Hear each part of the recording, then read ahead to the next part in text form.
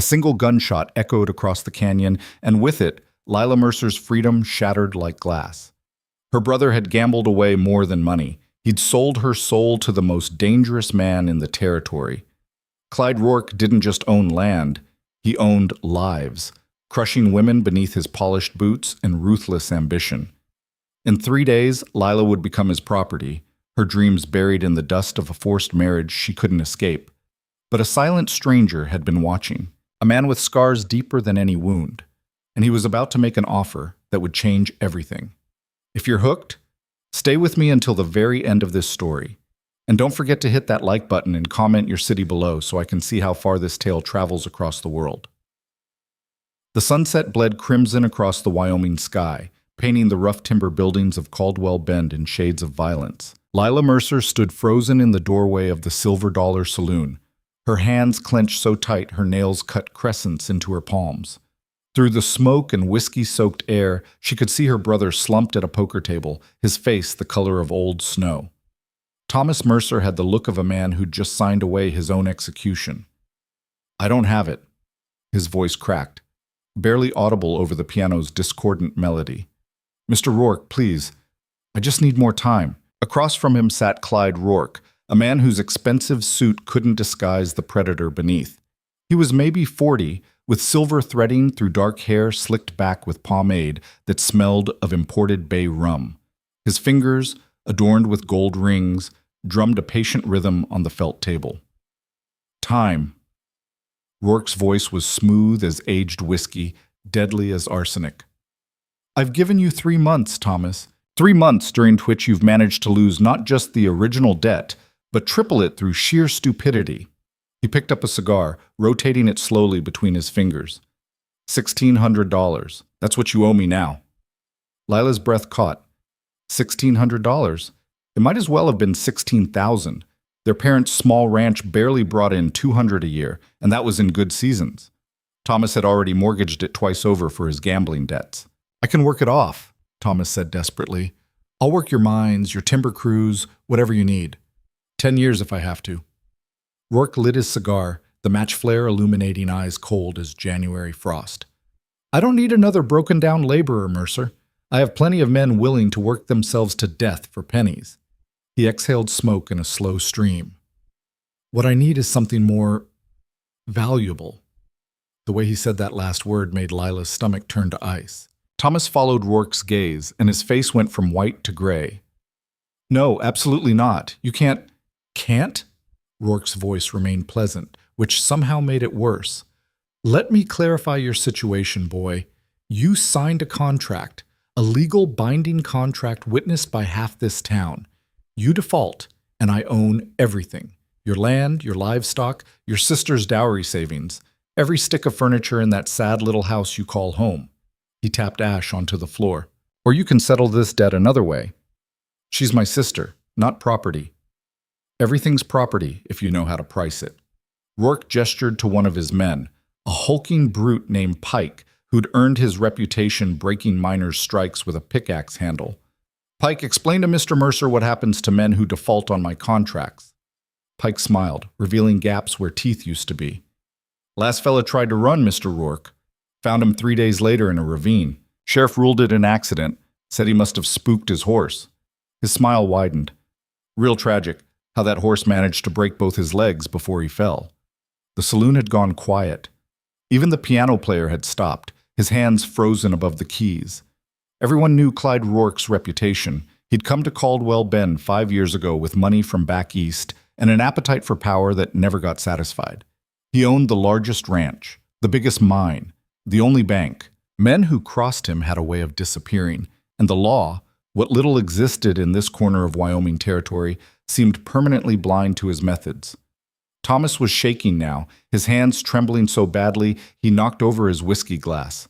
The amber liquid spread across the table like spilled blood. "Lila's only 22. She's got her whole life ahead." "Then I'll make sure it's a comfortable one." Rourke stood, adjusting his cufflinks with casual precision. "I'll marry her proper in front of the whole town. She'll have a fine house, servants, new dresses from San Francisco.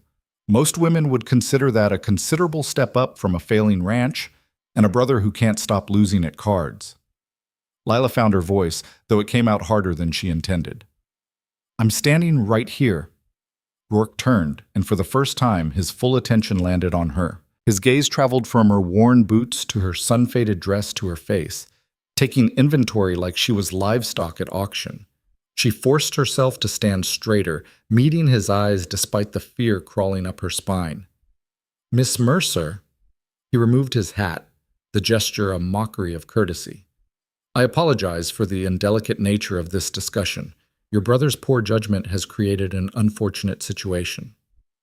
The only unfortunate situation is that men like you exist. The words escaped before she could stop them. Several people gasped. Pike's hand moved toward his gun, but Rourke merely smiled, a thin, calculating expression that never reached his eyes. Spirit. I admire that. He replaced his hat. Most of my previous wives lost theirs early on. Perhaps you'll last longer. Previous wives. The words hung in the smoky air like a noose. Everyone in the territory knew the stories. Rourke had been married 3 times in 5 years. The first wife died in childbirth, or so the story went. The second vanished one winter, allegedly running off with a traveling merchant, though her family swore she'd never leave without her daughter. The third lasted only 8 months before a riding accident broke her neck. All tragic, all convenient, all ruled accidental by a sheriff whose campaign Rourke had generously funded. I won't marry you. Lila's voice was steady now, fed by anger rather than fear. I don't care what contract Thomas signed. I'm not property, and I won't be bartered like a horse. Rourke's pleasant expression didn't flicker. Pike, please escort Miss Mercer outside while her brother and I conclude our business. He turned back to Thomas. You have 2 choices, boy. Your sister marries me willingly by Sunday, or I take everything you own, including her, through the courts.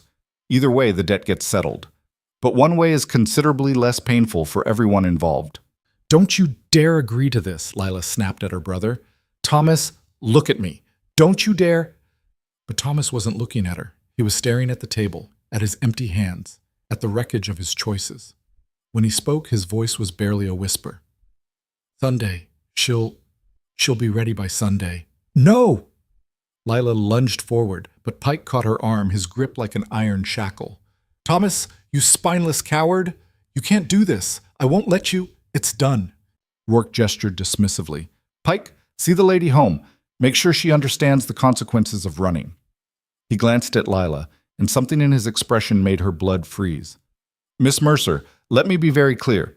You can walk down that aisle Sunday, or I can have your brother's body dragging behind my horse Monday. Your choice. The next hours blurred together like a nightmare she couldn't wake from. Pike deposited her at the small ranch house 3 miles outside town, his parting words a casual threat wrapped in courtesy. Mr. Rourke expects cooperation, miss, for your brother's sake. Inside the dark house, Lila collapsed against the door, her whole body shaking. Through the window, she could see the lights of Caldwell Bend twinkling in the distance, a town full of people who would attend her wedding and say nothing, who would watch her marry a murderer and call it proper. She thought about running, taking her best horse and riding hard for the next territory, maybe making it to the railroad in Cheyenne. But Rourke's men would track her down within days, and Thomas would pay the price. She thought about the small derringer her father had given her mother, still hidden in the bedroom dresser. 1 bullet. She could end this before Sunday came. But that would still leave Thomas at Rourke's mercy, and despite his weakness, despite his stupidity, he was still her brother. The boy who'd taught her to ride, who'd held her when their parents died of influenza, who'd promised to protect her always. Some protection this turned out to be. Lila moved through the house mechanically, lighting lamps against the encroaching darkness. The ranch looked shabbier than ever in the flickering light, furniture worn smooth by years of use, walls bare except for a single photograph of their parents on their wedding day. Her mother had been beautiful once, before the frontier ground her down to dust and regrets. Would that be Lila's fate too? Married to a monster, dying by inches until Rourke decided she was more useful dead than alive. She was standing at the kitchen window, staring at nothing, when she heard the horse. Her hand instinctively went to the shotgun beside the door.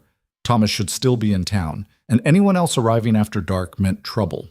The rider dismounted in the yard, moving with an economy of motion that suggested either military training or hard experience. He was tall, broad-shouldered, dressed in dark clothing that made him almost invisible against the night.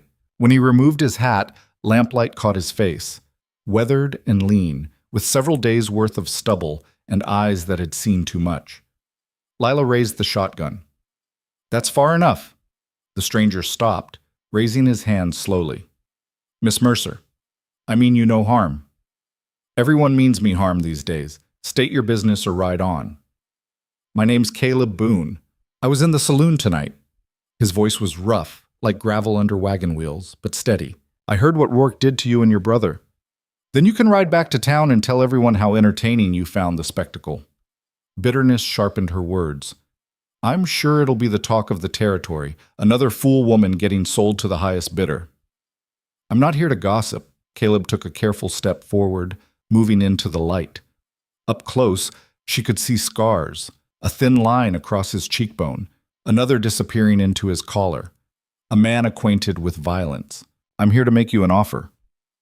"I've had enough offers for one day." "Not like this one." He met her eyes directly, no flinching, no false charm. "I can pay your brother's debt, all of it, $1,600 in gold delivered to Rourke tomorrow morning." Lila's finger tightened on the trigger.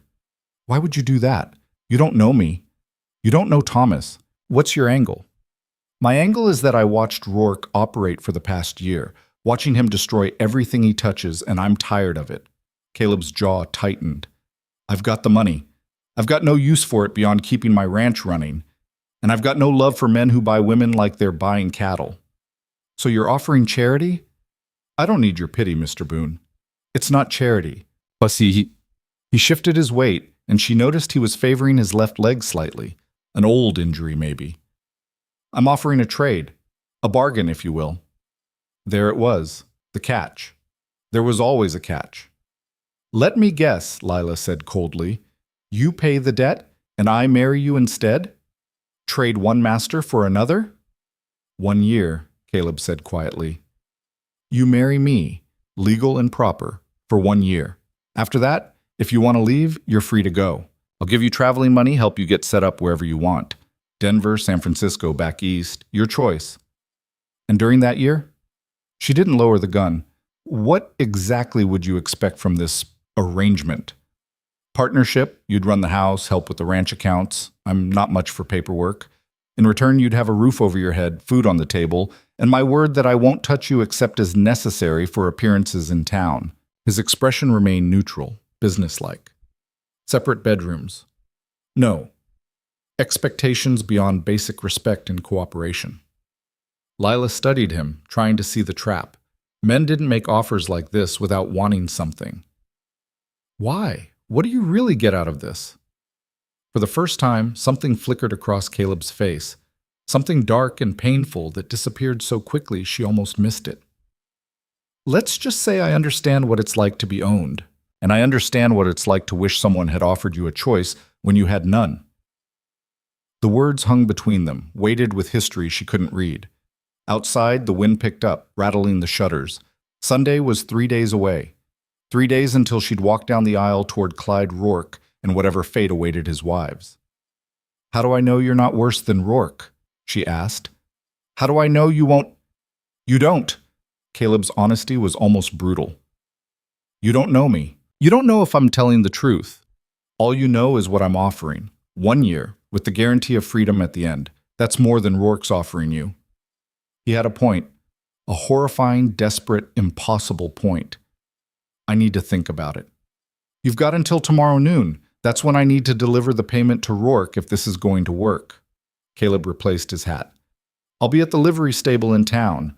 You want to take the offer? You meet me there. You don't show. I'll assume your answer is no, and I'll be on my way. And if I run, just take my horse and go? Then I hope you make it." He turned toward his horse, then paused. "For what it's worth, Miss Mercer, I saw the way you stood up to Rourke tonight. Took courage. Most people in this town just roll over when he shows his teeth." He swung into the saddle with practiced ease. "Would be a shame to see that courage get buried in a grave next to his other wives." He rode off into the darkness, leaving Lila alone with a choice that felt like no choice at all. She didn't sleep that night. She sat at the kitchen table, the shotgun across her lap, watching the stars wheel slowly overhead through the window. Thomas stumbled home near dawn, reeking of whiskey and shame. He couldn't meet her eyes. Lila, don't. She stood, exhaustion making her movements stiff. Don't apologize. Don't explain. Don't make promises you won't keep. I never meant for this to happen. I thought I could win it back. I thought you thought about yourself, like always. She moved past him toward her bedroom. I'm going to town this morning. When I come back, I want you gone. Stay with the Hendersons. Stay at the saloon. I don't care. Just be gone. Where are you going? She stopped in the doorway, her back to him. To make a choice. The only choice I've got left. The livery stable smelled of hay and horses and leather oil. Lila arrived at 11:30, riding her mother's old mare, carrying a single carpet bag with everything she owned that mattered. Her mother's wedding ring, her father's watch, a photograph, 2 dresses, and the derringer she wasn't sure she'd ever have the courage to use. Caleb Boone was waiting, leaning against the stable wall with his horse already saddled. He straightened when he saw her, his expression carefully neutral. Miss Mercer. Mr. Boone. She dismounted, her hands shaking slightly. I have questions. Ask them. This ranch of yours. Where is it? About 40 miles northeast, up in the high country near the Medicine Bow Range. Closest neighbor is 12 miles off. It's remote, but the land's good. Water year-round, timber, decent grazing. Isolated. Part of her recoiled at the thought, trapped in the wilderness with a stranger. Another part recognized it for what it was, safety through distance. Rourke couldn't touch what he couldn't reach. What happened to your last wife? The question came out harder than she intended. I assume you've been married before, given this specific arrangement you're proposing. Caleb's jaw tightened, but he didn't look away. Never been married, came close once, long time ago. Didn't work out. Why not? Because the woman I wanted to marry didn't get a choice in the matter. Her father sold her to settle a debt, same as your brother's trying to do to you. His voice went flat, emotionless. Her new husband beat her so bad she lost the use of one eye. Took me 3 years to track her down, and by then she was so broken she didn't remember who I was. The raw pain in those words hit Lila like a physical blow. I'm sorry. Don't be sorry. Just understand that when I say I know what ownership looks like, I'm not speaking theoretical. Caleb pulled a leather pouch from his saddlebag, weighing it in his hand. 1,600 in gold. I pay this to Rourke, and legally, your brother's debt is settled. But Rourke won't let you go that easy. He'll find another angle, another leverage point. Only way to protect you permanent is marriage. To me, before he can file any claims. And after the year? I'll draw up papers with a lawyer in Cheyenne. Clear terms. 1 year of marriage, then an annulment if you choose. You'll get a settlement, $500. Enough to start over anywhere. I'll testify to whatever story we need to make it legal and proper. $500. More money than she'd ever seen. Enough for a train ticket back east, enough for a boarding house while she found work. Enough for a new life far from Wyoming and Clyde Rourke and brothers who traded their sisters for poker debts. Why me? She asked. If you've got this much money, you could have helped dozens of people. Why intervene now? Caleb was quiet for a long moment, staring past her toward the mountains visible in the distance. Because I've been watching this town let Rourke destroy people for a year, and I'm tired of being a coward about it. Because I've got more money than I need and a ranch that's too quiet for one person. And because... He stopped, then continued more quietly. Because when I saw you stand up to him last night, saw you look him in the eye instead of breaking like he expected, I thought maybe you deserved a choice. Even if it's just choosing between bad options, it's still a choice. That's something. It wasn't romance. It wasn't rescue. It was practical, almost cold in its honesty. And somehow, that made it more trustworthy than any flowery promises could have been. Lila took a deep breath. If I agree to this, I need your word on something. Name it. My brother, Thomas. He's weak and he's stupid, but he's the only family I have left. I need your word you won't hurt him, even if he deserves it. Caleb considered this, then nodded slowly. I won't touch him, but he can't come to the ranch, and if he tries to bring trouble our direction, that protection ends. Agreed? Agreed. She extended her hand, businesslike. 1 year, partnership, separate bedrooms, freedom at the end. He shook her hand, his grip firm and calloused from hard work. 1 year, he confirmed. We do this today. Get the license, Find a preacher, make it legal before Rourke knows what's happening. Then we ride out tonight, get you clear of town before he can make trouble. He'll be furious. Let him. Something dangerous flickered across Caleb's face. I've been wanting an excuse to stand up to that son of a bitch for a year now. This'll do fine. They rode to the courthouse first, where a surprise clerk issued them a marriage license with obvious curiosity. Caleb Boone was known in town as a recluse who kept to himself, and here he was marrying a woman he'd presumably just met. Gossip would spread like wildfire, but gossip couldn't stop legal documents. The preacher was harder. Reverend Matthews initially refused, citing impropriety and lack of proper courtship. Caleb solved that problem by placing $50 in gold on the man's desk. We're both of legal age, both consenting, and both in need of this marriage done today, Caleb said flatly. You can perform the ceremony and take the donation for your church, or we'll ride to the next town and give the money to their preacher. Your choice. Matthews performed the ceremony. It took less than 10 minutes in his small office, with his wife and the courthouse clerk as reluctant witnesses. Lila wore her best dress, which wasn't saying much, and Caleb stood beside her in his trail clothes, hat in hand, his expression unreadable.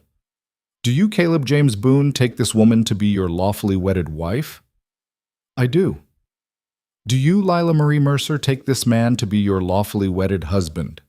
She looked at Caleb, this stranger who'd offered her a choice when she had none, who'd promised her freedom when everyone else wanted to cage her. His eyes met hers steadily, no pressure, no expectation, just waiting for her answer. I do. Then by the power vested in me by the Wyoming Territory, I pronounce you man and wife. You may kiss the bride. Caleb leaned in, pressing the briefest, most formal kiss imaginable to her cheek. Nothing intimate, barely more than a handshake. Then he straightened, turning to sign the marriage certificate with quick, efficient strokes. Just like that, Lila Mercer became Lila Boone, married to a stranger, bound for a year, gambling her entire future on a promise and a handshake. They were halfway to Caleb's horse when the shouting started. Boone! Caleb Boone, you son of a bitch! Clyde Rourke stood in the middle of the street, Pike and 3 other men flanking him.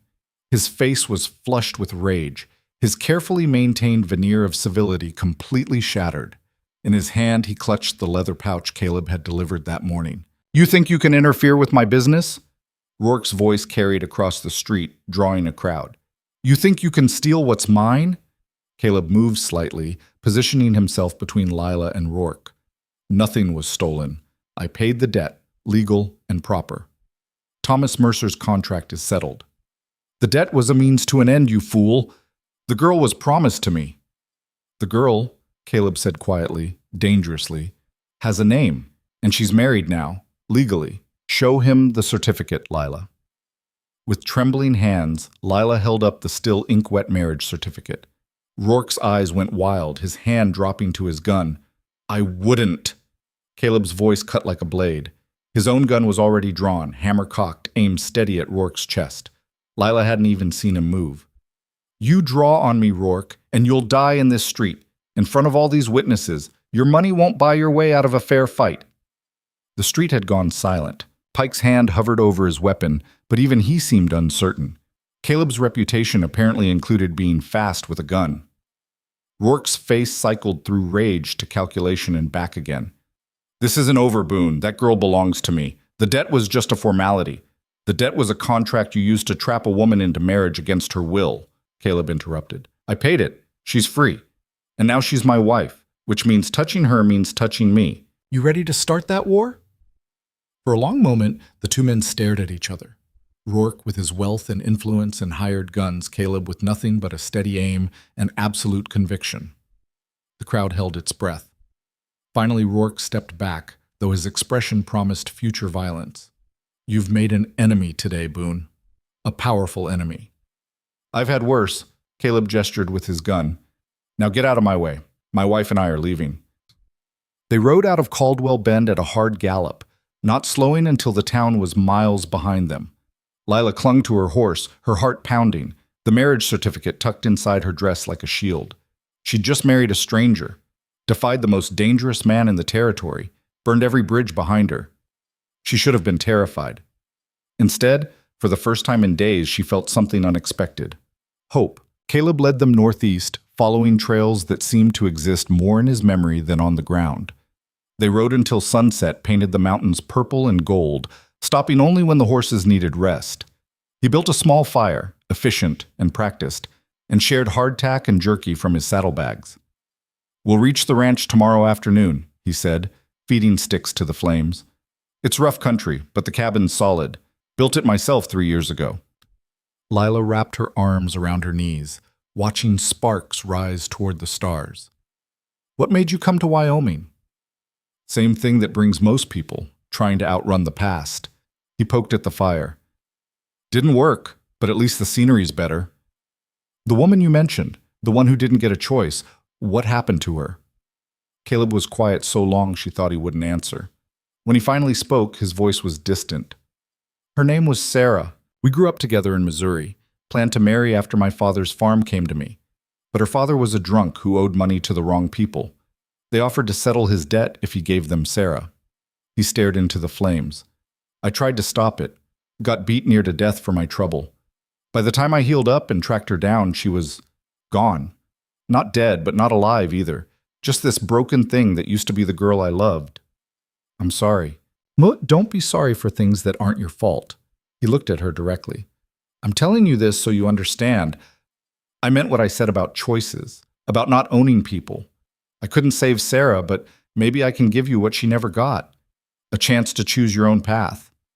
Lila studied this man she'd married, this stranger with scars and secrets and a core of steel wrapped in gentleness. "Thank you," she said quietly. "For today. For all of it." "Thank me in a year," Caleb replied, "when you're free to go wherever you want, and I've kept my word." They rode on the next day, climbing higher into country that grew progressively wilder and more beautiful. Pine forests gave way to meadows thick with late summer wildflowers. Streams ran clear and cold, and hawks circled overhead in lazy spirals. The air tasted clean, sharp with altitude and possibility. Caleb's ranch appeared near mid-afternoon, a sturdy log cabin nestled in a natural clearing with mountains rising behind it like sentinels. A barn, a corral with good fencing, a chicken coop, and what looked like the beginnings of a vegetable garden. Modest but well-maintained, speaking of hard work and careful planning. "Home," Caleb said simply, dismounting. "For the next year, anyway."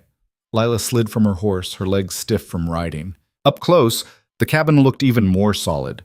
Thick logs chinked with clay, a stone chimney, windows with actual glass. Inside, she found one large room with a kitchen area, a table and chairs, a stone fireplace, and 2 doors leading to smaller rooms. "Bedroom's on the right," Caleb said, carrying in her carpet bag. "It's yours. I'll take the left room. It's smaller, but I don't need much space." The bedroom was simple but clean. A bed with a real mattress, a dresser, a washstand, a window facing east toward the mountains. Her entire life fit into that carpet bag, everything she owned in one small bundle. "It's not much," Caleb said from the doorway, "but it's yours. Door has a lock if you want it." Lila turned to face him. "I don't think I'll need a lock." Something shifted in his expression. Surprise, maybe, or gratitude. "I'll get your mare settled in the barn. Dinner's usually simple around here, but I'll see what I can manage." He left her alone to unpack. Lila sat on the bed, her bed, in her room, in a house where she was legally an equal partner rather than property. She pulled out her mother's wedding ring, slipping it onto her finger next to the plain gold band Caleb had purchased that morning. Through the window, she could see him in the corral, brushing down the horses with steady, careful strokes. A man who'd paid $1,600 for a stranger's freedom, who'd stood up to Clyde Rourke with a gun in his hand and conviction in his voice, who'd promised her a year of safety and a future of her own choosing. 1 year. She could survive 1 year, and then she'd be free. Truly, completely free, for the first time in her life. Outside, the sun sank lower, painting the cabin walls gold. Somewhere far behind them, back in Caldwell Bend, Clyde Rourke was probably plotting revenge. Thomas was probably drinking himself into oblivion. The whole town was probably gossiping about the scandalous elopement. But here, in this clearing surrounded by mountains and possibility, none of that seemed to matter. Here, Lila Boone, she was still getting used to that name, had choices, had a partner who'd given his word, had a year to figure out who she wanted to be when she was finally free to choose. It wasn't the future she'd imagined, but maybe, just maybe, it was the one she needed. The first week passed in a careful dance of boundaries and silences. Lila woke each morning to find Caleb already gone, out checking fence lines or tending the small herd of cattle that grazed in the high meadows. He'd leave coffee warming on the stove and biscuits wrapped in cloth, simple gestures that required no conversation. She'd spend her days exploring the cabin, taking inventory of supplies, discovering the rhythms of this isolated place that was now supposed to be home. They spoke in brief exchanges, practical and polite. Need anything from the root cellar? Fence in the north pasture needs mending. Stew's on the stove if you're hungry. Words that filled space without revealing anything beneath the surface. Lila told herself this was exactly what she wanted, a business arrangement, nothing more. But the silence felt heavier than she'd expected, pressing against her chest during the long afternoons when the only sounds were wind through the pines and the distant call of ravens. On the 8th day, she decided to break the pattern. Caleb came in at dusk, exhausted and dirt-streaked from digging post holes. He stopped short when he saw the table, set with actual plates instead of the tin cups and wooden bowls they'd been using, venison stew steaming in a proper serving bowl, fresh bread she'd managed to coax from the temperamental oven, even wildflowers in a jar as a centerpiece. "What's all this?" His voice carried surprise, but not suspicion. "Dinner." Lila ladled stew into his bowl, trying to keep her tone casual. "You said I'd help run the house. Well, I'm running it. Sit down before it gets cold." He hesitated, then lowered himself into the chair like a man unaccustomed to being waited on. For several minutes they ate in silence, but it felt different now, less like avoidance and more like two people learning to exist in the same space. "This is good," Caleb said finally, sopping up gravy with bread. "Really good. Where'd you learn to cook like this?" "My mother. She believed every woman should know how to make something decent from whatever ingredients were available." Lila refilled his coffee. "Which was usually not much." "She sounds practical." She was. Right up until the influenza took her. The words came out matter of fact, old grief worn smooth by time. "She made my father promise to take care of us, made Thomas promise to look after me. Didn't do much good in the end." Caleb was quiet for a moment. "Your brother. He ever try to reach out, send word?" "No, and I don't expect him to." Lila pushed stew around her bowl. "Thomas is good at running from consequences. Always has been. I used to make excuses for him. Said he was young when our parents died. Said he was overwhelmed trying to run the ranch alone. But the truth is simpler than that. He's just weak. Being weak isn't the same as being evil. No, but it can do just as much damage." She met Caleb's eyes. "You promised you wouldn't hurt him, and I'm grateful for that. But I don't need you to defend him either. I've spent enough years doing that myself." He nodded slowly, accepting this. "Fair enough." They finished the meal in more comfortable silence. When Caleb stood to clear the dishes, Lila stopped him with a gesture. "I'll handle cleanup. You've been working since dawn." "So have you, looks like." "Yes, but I didn't spend the afternoon wrestling fence posts into rocky ground." She shooed him toward the fireplace. "Go sit, read, relax. I promise the kitchen won't collapse if you take one evening off." Something almost like a smile crossed his face, there and gone so quickly she might have imagined it.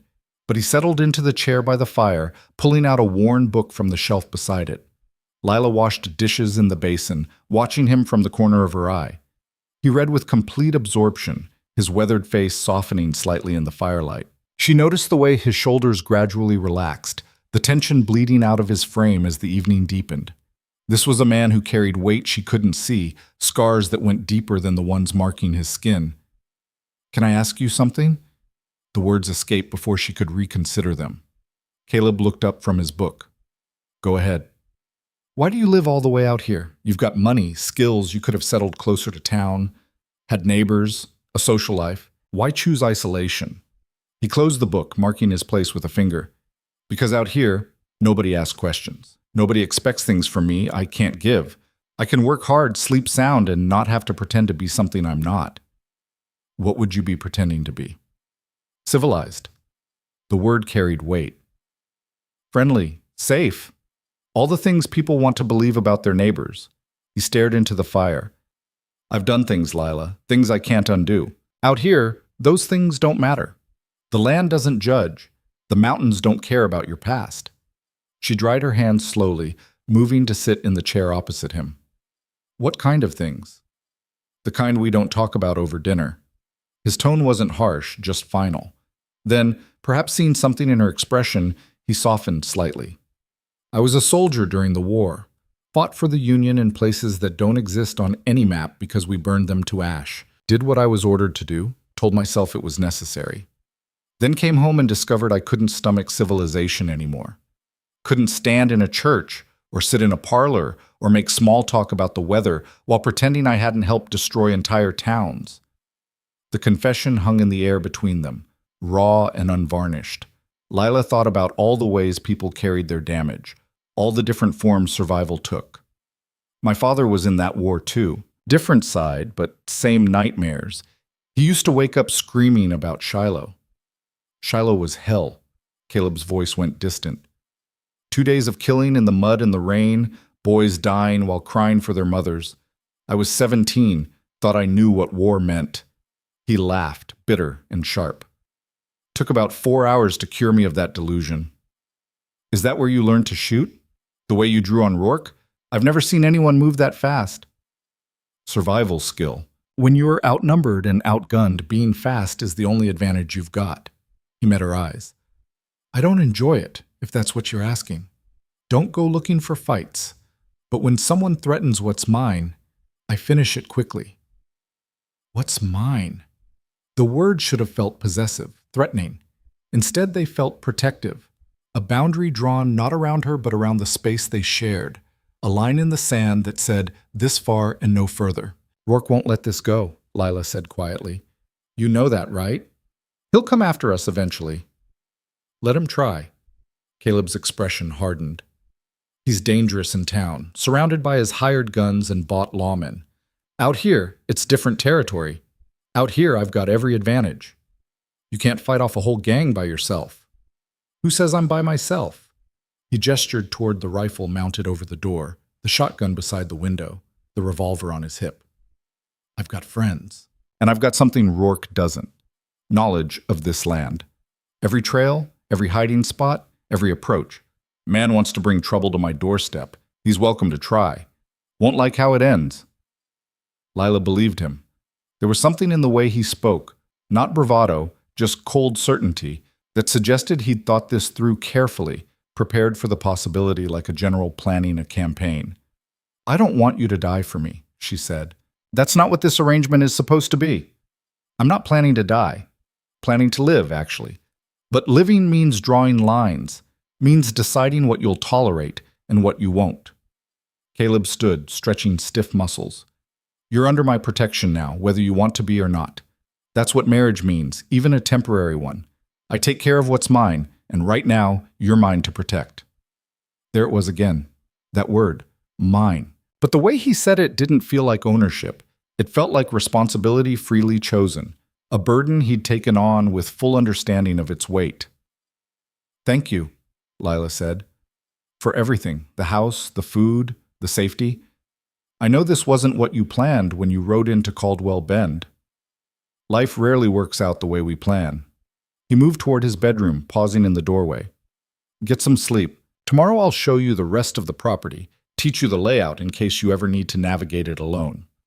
He disappeared into his room, the door closing softly behind him. Lila sat by the dying fire, listening to the familiar sounds of the cabin settling for the night.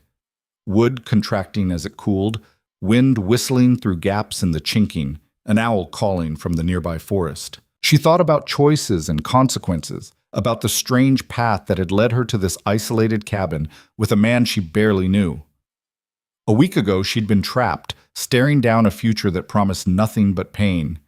Now she had space to breathe, time to think, and a partner who seemed genuinely committed to keeping his word.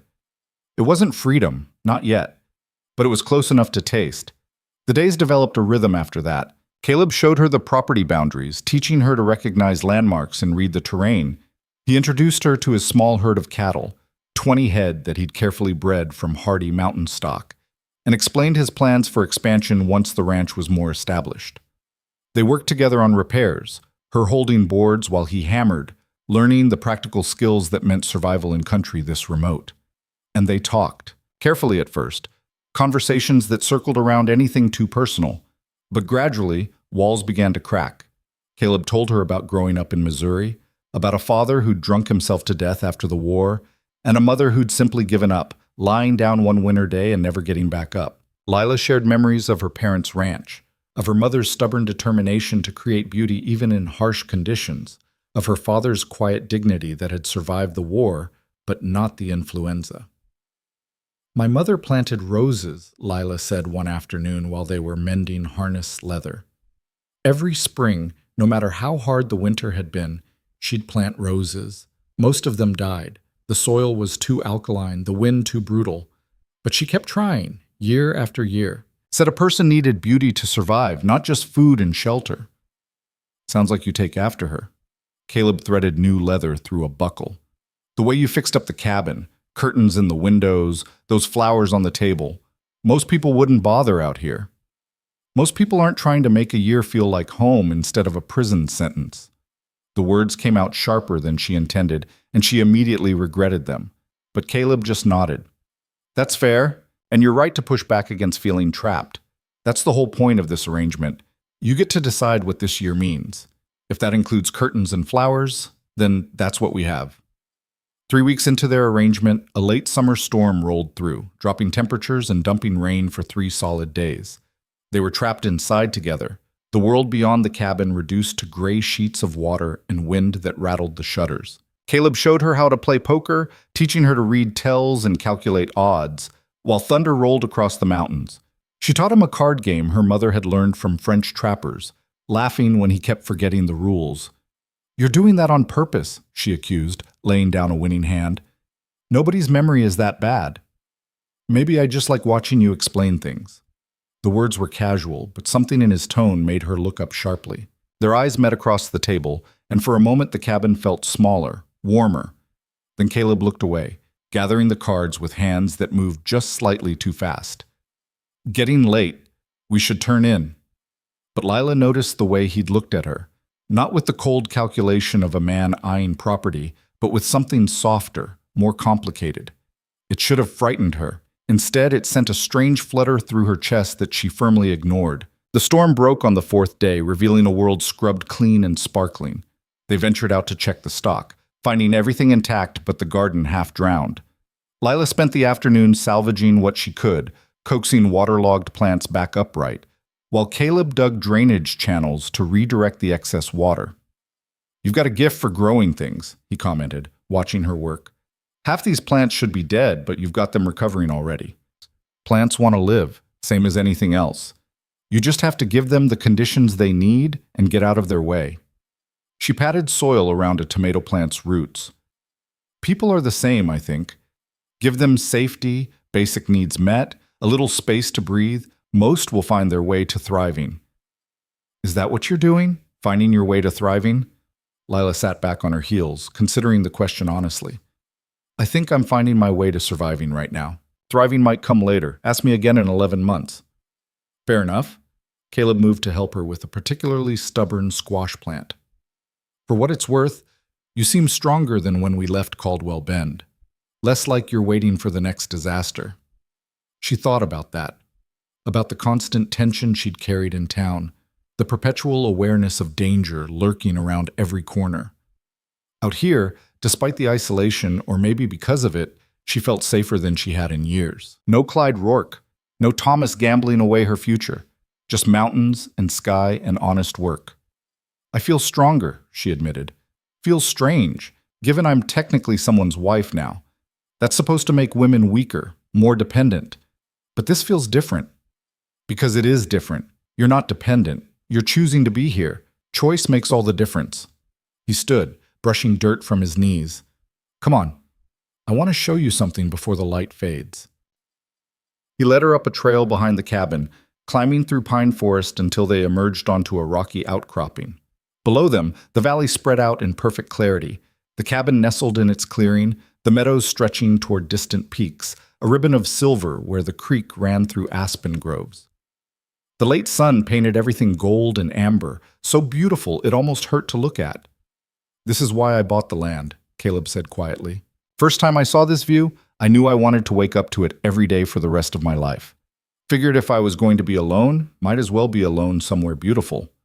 "You're not alone anymore." The words slipped out before Lila could stop them. He looked at her, expression unreadable. "No, I'm not." They stood there as the sun sank lower, neither speaking, just existing in the shared silence. Lila felt something shifting between them. Not romance, not yet, but a recognition of partnership that went deeper than their legal agreement. They'd become comfortable with each other, slipping into rhythms of cooperation that felt natural rather than forced. It was dangerous, this comfort. It made her forget that this was temporary, that in less than a year she'd be free to leave and start over somewhere else. It made her wonder, just for a moment, if freedom always meant departure, or if sometimes it meant choosing to stay. They walked back to the cabin as stars began to emerge, and Lila tried not to think about how right it felt to walk beside him, their steps falling into unconscious synchronization. That night, she lay awake listening to the sounds of the cabin, the creak of floorboards as Caleb moved around his room, the crackle of the fire he'd banked before bed, the familiar symphony of nighttime in the mountains. Through the thin wall separating their bedrooms, she could hear him settling in, the rustle of blankets, then stillness. She wondered if he ever thought about the strangeness of their situation. Two people bound by legal contract but separated by walls and agreements and the careful distance they maintained.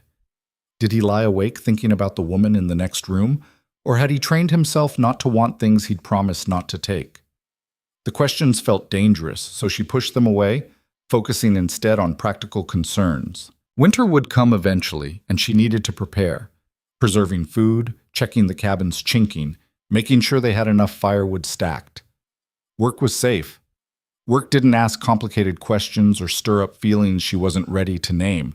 But as sleep finally claimed her, her last thought was of the way Caleb had looked at her on the outcropping, steady and sure, like she was something worth the trouble he'd taken on, like she mattered not because of what she could do for him, but simply because she existed. It was the most dangerous thought of all. The next weeks brought a shift in weather and a shift in their dynamic. September arrived with crisp mornings and the first hints of gold in the aspens. Caleb taught Lila to shoot, patiently correcting her stance until she could hit targets at 20 paces. She taught him to make proper biscuits, laughing at his first attempts that came out hard as rocks. "I've been making these for 3 years, he protested, staring at the inedible lumps. "They were fine before." "Your standards were just low."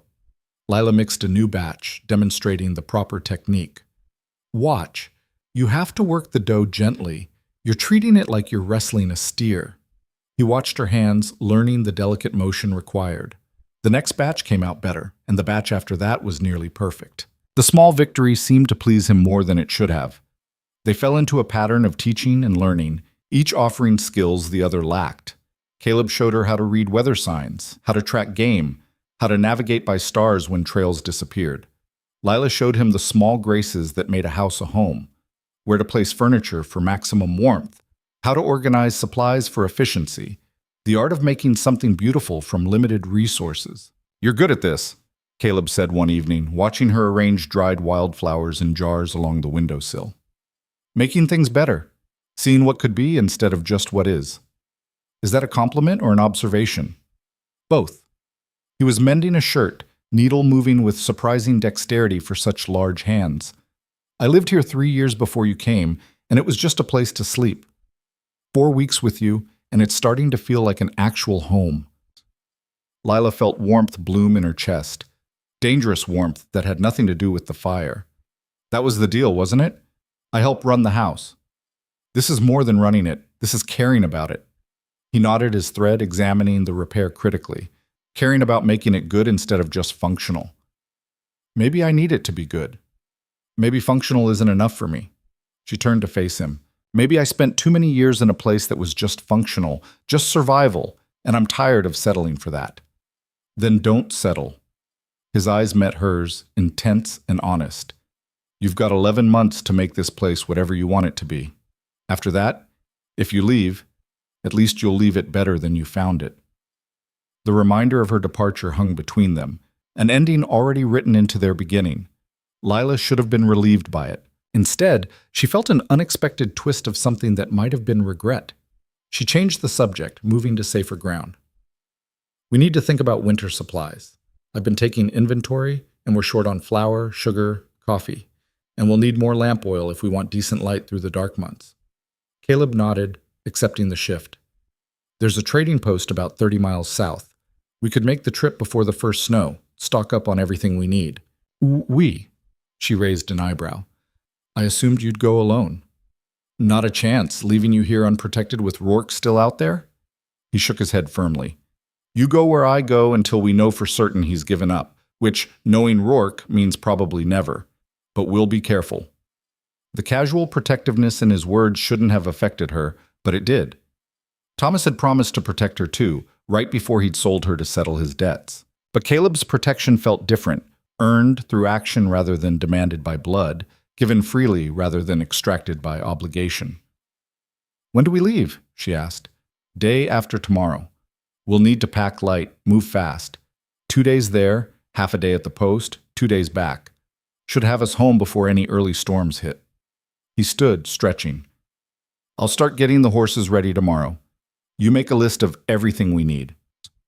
That night, Lila lay in bed making mental calculations. Supplies needed, distances involved, potential dangers. But beneath the practical planning, something else stirred. Anticipation. Not just for supplies or the brief taste of civilization, but for 2 more days traveling beside Caleb, talking and learning and existing in the strange partnership they'd built. She was getting comfortable, too comfortable. And comfort, she was learning, was the most dangerous thing of all. They left at dawn 2 days later, the horse's breath misting in the cold morning air. Caleb had packed their supplies with military precision, bedrolls, provisions, ammunition, and a Winchester rifle positioned within easy reach. Lila noticed he wore his gun lower than usual, tied down for a faster draw. Expecting trouble? She asked as they rode out of the clearing. Always expect trouble. That way you're never surprised when it finds you. He scanned the tree line with practiced eyes. Rourke's had 6 weeks to stew on what happened. Man like that doesn't forget humiliation, especially not in front of witnesses. He'll make a move eventually. You think he'd follow us all the way out here? I think he's got enough money to hire men who'd follow us to the ends of the earth if the price was right. Caleb adjusted his hat against the rising sun. But tracking's one thing. Catching us in open country where I know every trail and hiding spot? That's different. We'll be fine as long as we stay alert. They rode south through country that grew progressively rougher, following game trails that wound between rocky outcroppings and dense pine forests. Caleb moved with absolute confidence, reading the landscape like some men read newspapers, pointing out landmarks and explaining routes in case she ever needed to navigate alone. See that split boulder up ahead? That marks the turn toward Miller's Creek. Miss that turn, you end up in Box Canyon country. No water, no way out, except back the way you came. He gestured east. Those 3 peaks lined up like that? They point toward the old trapper's cabin about 15 miles off. It's abandoned now, but the roof's still solid. Good place to shelter if you're ever caught in a storm. Lila absorbed the information, committing details to memory. You're talking like I might need to make this trip without you. Never know what might happen. Better you know the country than depend on me for everything. He glanced at her. Part of the deal was teaching you self-sufficiency. Remember? Can't be self-sufficient if you don't know how to navigate. They stopped at midday to rest the horses and eat jerky and hardtack beside a clear stream. Lila dipped her canteen in the cold water, watching sunlight scatter across the surface like thrown diamonds. It's beautiful out here, she said. Harsh, but beautiful. That's the frontier in a nutshell. Kill you without blinking, but show you wonders while it's doing it. Caleb stretched out on a flat rock, tilting his hat over his eyes. Most people can't handle the contradiction. They want things neat, either dangerous or safe, either beautiful or ugly. Out here, everything's both at once. Is that why you stayed? The contradiction? He was quiet long enough that she thought he might not answer. Then, without moving the hat, he spoke. I stayed because I understood it. The violence and the beauty existing side by side, that made sense to me in a way civilization never did. After the war, I tried going back to normal life. Got a job in a lumber mill, rented a room in town, went through the motions. But every night I'd dream about the war, and every morning I'd wake up feeling like I was wearing someone else's skin. So you came west. So I came west. Figured if I had to live with violence in my head, might as well live someplace honest about it. No pretense out here. A mountain lion doesn't apologize before it kills you. A blizzard doesn't feel guilty for freezing you solid. There's a purity to that, a truth. Lila thought about her own relationship with truth, with the careful lies people told themselves to survive. My mother used to say that civilization was just the agreement to pretend we're not animals, that underneath all the manners and social rules, we're still creatures fighting for survival. Your mother was a wise woman. She was a realistic woman, saw the world for what it was, not what she wished it could be. Lila pulled up grass stems, braiding them absently.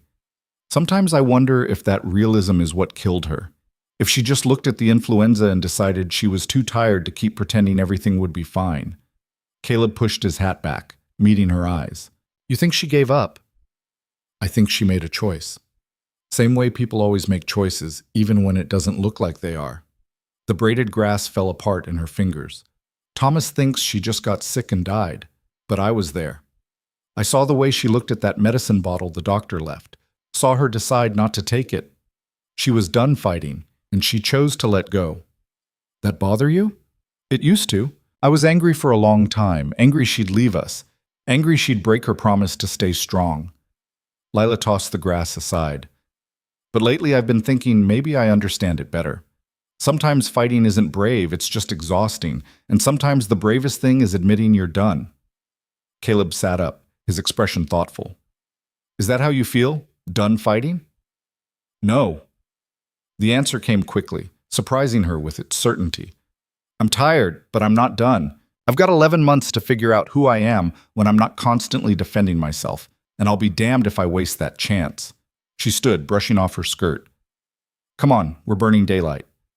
They rode on through the afternoon, the trail growing steeper as they climbed into higher country. The air thin, sharpened, carried the scent of pine and distant snow. Caleb pointed out animal tracks. Elk, deer, a bear that had passed through recently enough that he insisted they give the area a wide berth. As the sun began its descent, they reached a sheltered hollow with good grass for the horses and a clear view of the surrounding terrain. Caleb deemed it safe enough for camp, and they set about making preparations with the efficient coordination of people who'd learned to work together. Lila gathered firewood while Caleb tended the horses. He built a small fire, positioned to minimize smoke, and set coffee to boil. She unpacked their bedrolls, arranging them on opposite sides of the fire, close enough for safety, far enough for propriety. Tomorrow we'll reach the trading post by noon, Caleb said, handing her a tin cup of coffee. Ben Tucker runs it.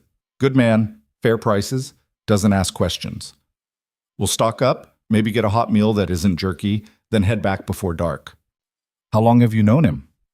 3 years since I first came out here. He helped me find the land, gave me advice on what I'd need to survive the first winter. Caleb poked at the fire. Tucker's from back east originally, Boston, I think. Came west after his wife died. Said he couldn't stand living in the same city where they'd been happy. Built the trading post from nothing. Made himself useful enough that people overlook the fact that he's running from grief, same as most of us are running from something. Is everyone out here running? Everyone's running from something or toward something, sometimes both at once. He glanced at her across the flames. What about you? If you had total freedom, no constraints, where would you go? What would you do?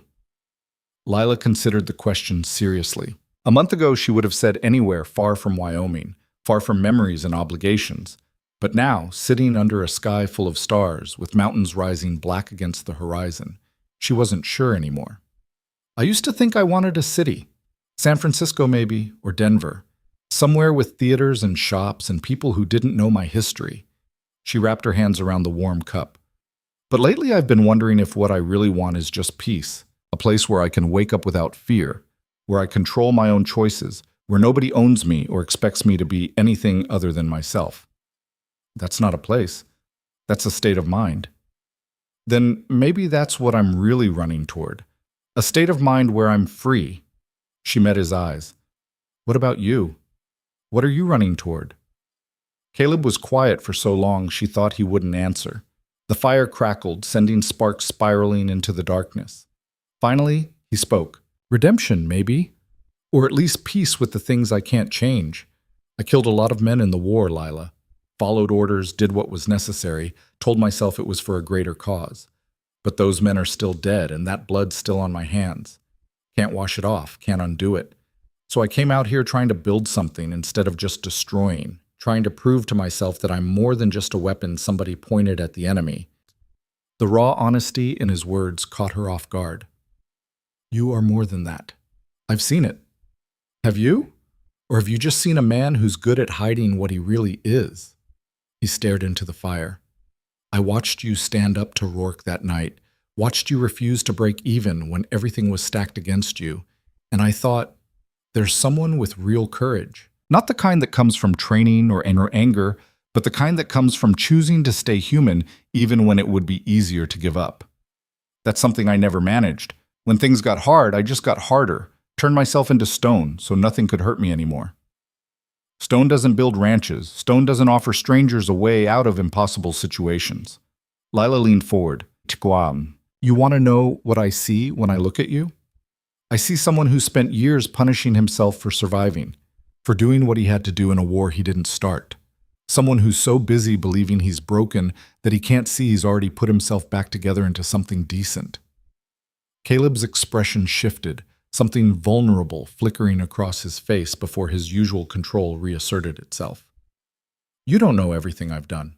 No, and you don't know everything I've thought about doing. Everyone's got darkness in them, Caleb. The difference is whether you let it run your life or whether you choose to be better than your worst moments. She set down her coffee cup. You chose to help me when you didn't have to. You chose to stand up to Rourke knowing it would make you a target. Those choices matter more than whatever you did during a war you can't undo. He looked at her then, really looked at her, and something passed between them. Recognition, maybe, or understanding. Two damaged people trying to convince each other they were worth saving. Thank you, he said quietly, for saying that. Whether it's true or not. It's true. I wouldn't say it if it wasn't. They settled into companionable silence, each lost in their own thoughts. Lila found herself acutely aware of Caleb's presence across the fire, the way the light caught the planes of his face, the quiet strength in his weathered hands, the sense of safety his proximity provided. She was getting used to him, more than used to him, and that realization sent a thread of panic through her chest. This was temporary. A business arrangement with a built-in ending. She couldn't afford to get attached, couldn't let herself start wanting more than what they'd agreed to. In 11 months, she'd be free to leave, and she needed to keep that freedom front and center, needed to remember that this wasn't real. Except it felt real. The conversations felt real. The partnership felt real.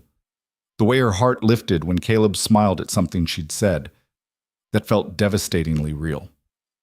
She forced herself to look away, to focus on the practical concerns of bedding down for the night. I'll take first watch if you want to sleep. No need. I'm a light sleeper. Any trouble comes, I'll wake. He banked the fire carefully. Get some rest. Tomorrow's a long day. Lila settled into her bedroll, turning her back to the fire and Caleb both. She could hear him moving around the camp, doing a final check of their perimeter, ensuring the horses were secure. The sounds were becoming familiar, comforting in their predictability. She closed her eyes and tried not to think about how easy it would be to get used to this, to having someone watch over her, to falling asleep knowing she was protected, to waking up with a partner who treated her like an equal rather than property. Tried not to think about how much it would hurt when the year ended and she had to walk away from all of it. Sleep came eventually, but her dreams were troubled, full of unclear futures and choices that felt impossible no matter which direction she turned. They reached Tucker's trading post just past noon the next day, as Caleb had predicted. The post was a sprawling collection of buildings, main store, stable, bunkhouse, and what looked like a small saloon. A few horses were tied out front, and smoke rose from multiple chimneys. Ben Tucker himself came out to greet them, a barrel-chested man in his 50s with a magnificent gray beard and eyes that assessed everything with shrewd intelligence. Caleb Boone. Been a while. Tucker's handshake was firm. Heard you got yourself married. Didn't believe it until now. News travels fast. News about you taking on Clyde Rourke travels even faster. Half the territory's talking about it. Tucker turned to Lila, removing his hat. Ma'am, Ben Tucker, at your service. Any woman brave enough to marry this hermit has my respect. Lila Boone. She shook his hand, noting the calluses of a man who still worked hard despite his obvious success. The marriage is recent. So I gathered. Rourke's been making noise about it. Claims you were promised to him. Says Boone here stole his property. Tucker's expression darkened. Man's been sending riders around asking questions, offering money for information about your whereabouts. Turned them all away myself, but others might not be so principled. Caleb's jaw tightened. He send anyone up this way? 3 men came through about 2 weeks ago. Rough types, guns for hire. Asked about trails heading into the high country. Wanted to know if I'd seen you. Told them I didn't keep track of other people's business and suggested they move along before they wore out their welcome. Tucker gestured toward the store. Come on inside. We'll get you provisioned and I'll tell you what else I've heard. The interior of the trading post was packed with supplies. Everything from flour and coffee to tools, ammunition, fabric, and luxury items like canned peaches and chocolate. Tucker poured them coffee while Lila began selecting items from her list. Rourke's obsessed, Tucker said bluntly. Whatever happened between you, it's eaten at him something fierce. Word is he's put up a $500 bounty for information leading to your location. Another $1,000 for anyone who brings Lila back to Caldwell Bend. Alive? Caleb's voice was deadly quiet. Didn't specify, which tells you everything you need to know about his priorities. Tucker leaned against the counter. You've made yourself a powerful enemy, my friend. Question is, what are you planning to do about it? Keep living my life. Protect what's mine. Wait for him to make a move so I can finish this permanently. Caleb glanced at Lila, who was pretending to examine fabric while clearly listening to every word. He comes at us. He won't walk away. That's what worries me. You're good, Boone. Maybe the best I've seen. But Rourke's got money and men and no conscience. He'll keep sending people until one of them gets lucky, or you make a mistake. Then I won't make mistakes, Tucker sighed, shaking his head. Stubborn, as always. All right, here's what I'll do. I've got friends throughout this territory, people who owe me favors. I'll put out word that anyone giving Rourke information about you makes an enemy of me. That'll slow him down, at least.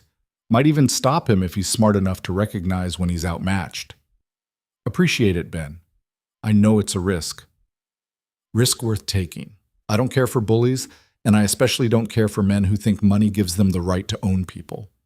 Tucker smiled at Lila. Besides, anyone who can domesticate Caleb Boone deserves protecting. Man's been more hermit than human since he arrived. I'm not domesticated, Caleb protested. Just learning to share space. Call it what you want. Point is you're different, lighter somehow, less like you're carrying the weight of the world on those shoulders. Tucker rang up their purchases. That'll be $42 even. And Lila, that fabric you were eyeing, consider it a wedding gift. Every home needs something beautiful. They left the trading post an hour later, supplies packed and horses refreshed. Tucker stood in the doorway watching them prepare to leave. Caleb. One more thing. Tucker's expression turned serious. Rourke was here personally last week. Asked the same questions his men did, but there was something else. He was asking about marriage laws, about annulments and legal challenges. Wanted to know if a marriage could be invalidated if one party was coerced. Caleb's hand went still on his saddle cinch. What did you tell him? Told him I wasn't a lawyer and he should take his questions elsewhere. But he's building a case for something, either trying to prove your marriage is invalid so he can claim rights to Lila, or looking for legal grounds to challenge you. Tucker shook his head. Man's not just angry, he's planning, and that makes him more dangerous than any gun for hire. They rode north in tense silence, Caleb's warning about staying alert taking on new urgency. Lila noticed he kept one hand near his rifle, his eyes constantly scanning their surroundings. He's not going to stop, is he? She said finally. No, men like Rourke never stop. They just escalate. Caleb's voice was grim. We knew this was coming. Question is when and how. Maybe I should just leave. Head east, disappear somewhere he can't find me. That way you're not in danger. No. The word was flat and absolute. That's exactly what he wants, to separate us, make you vulnerable. Besides, we made a deal. 1 year. I intend to honor it. Even if it gets you killed? I've been in worse situations and survived. He glanced at her. Besides, I'm not planning to die. I'm planning to end this so we can both live in peace, but that means standing our ground, not running. They made camp that night in a defensible position, backs to a cliff face, clear view of approaches from 3 directions. Caleb built no fire, and they ate cold rations in gathering darkness. He insisted on standing full watch, refusing to let Lila take a shift. If trouble comes, I need you rested enough to ride hard and fast. No arguments. His tone left no room for negotiation. Lila lay in her bedroll staring at the stars, listening to Caleb move silently around their camp. She thought about Tucker's words, that Caleb seemed lighter, less burdened. Was that true? And if so, what did it mean? She thought about the fabric Tucker had given her, beautiful blue calico currently packed in their supplies.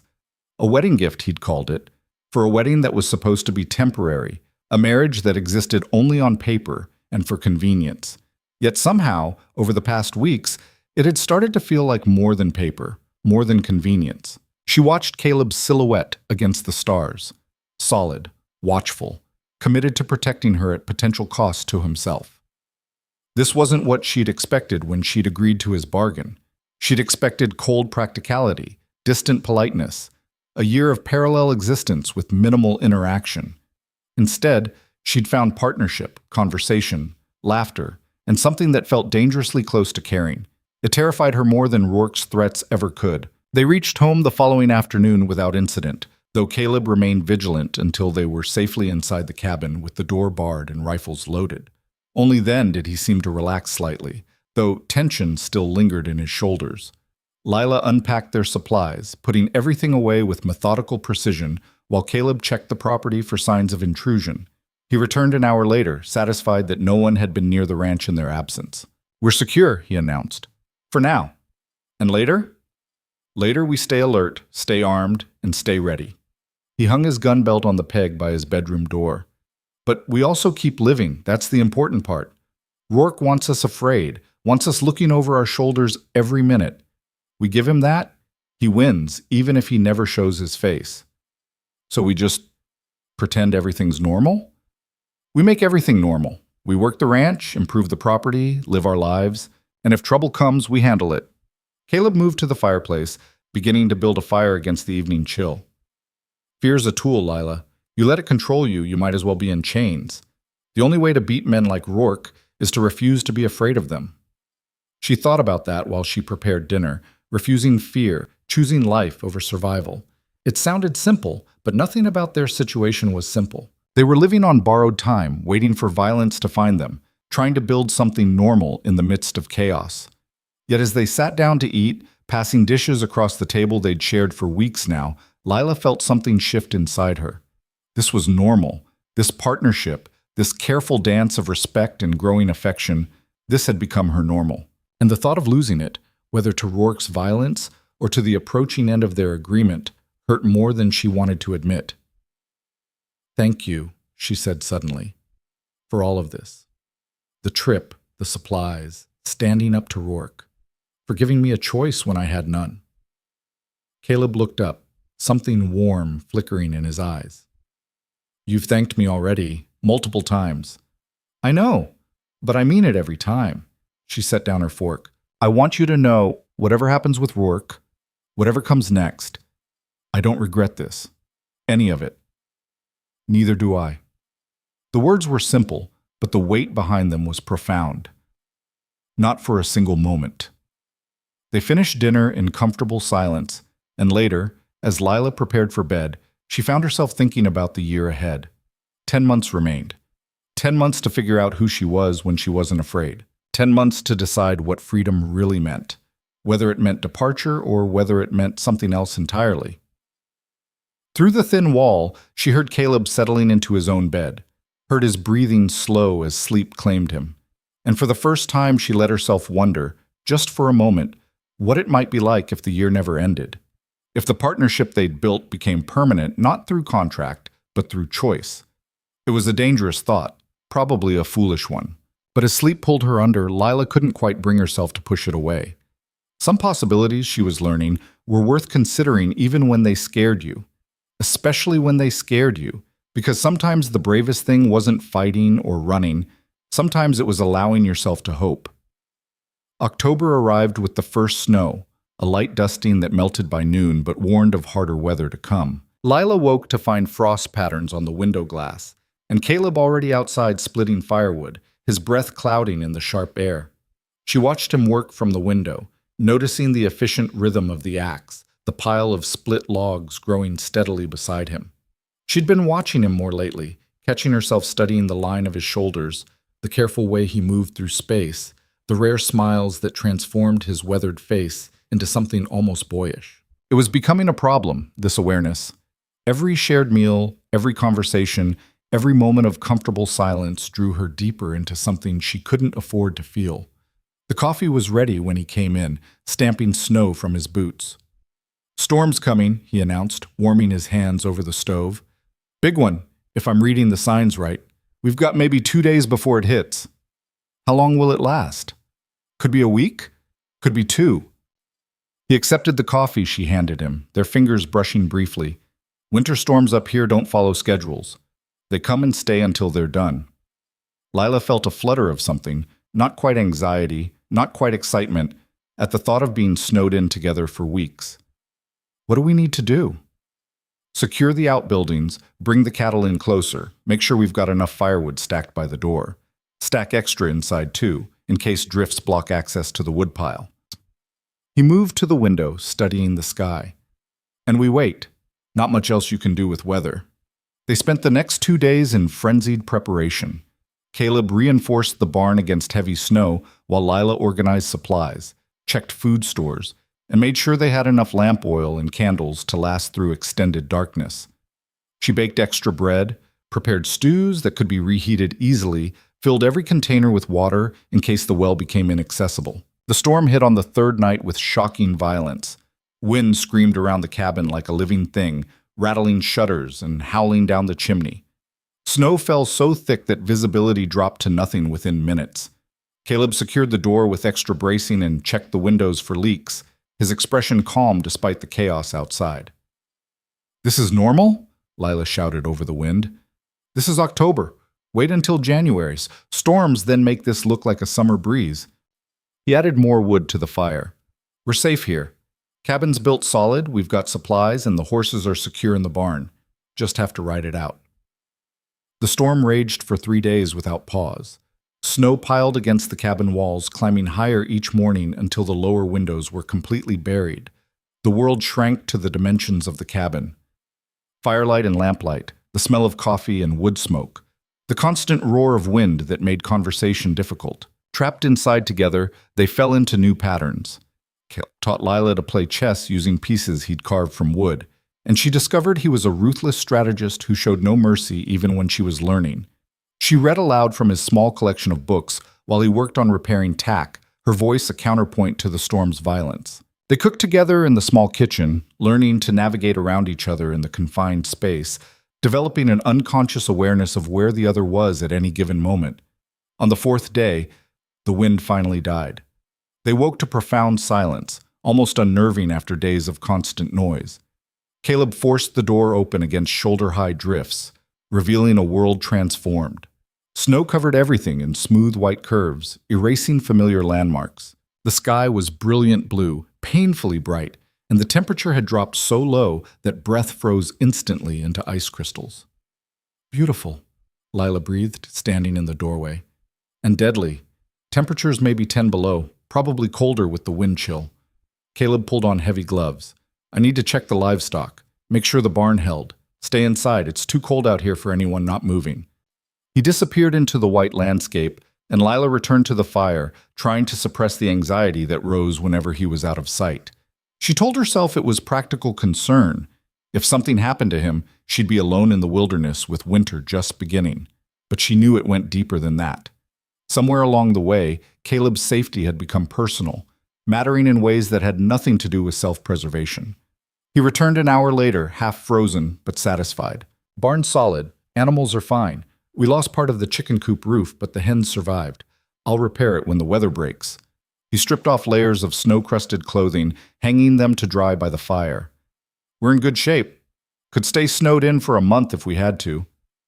Let's hope it doesn't come to that. Don't count on it. I've seen winters where we got snowed in from November to March with maybe a week's total break. He poured coffee, wrapping both hands around the cup. You get used to it, the isolation, I mean.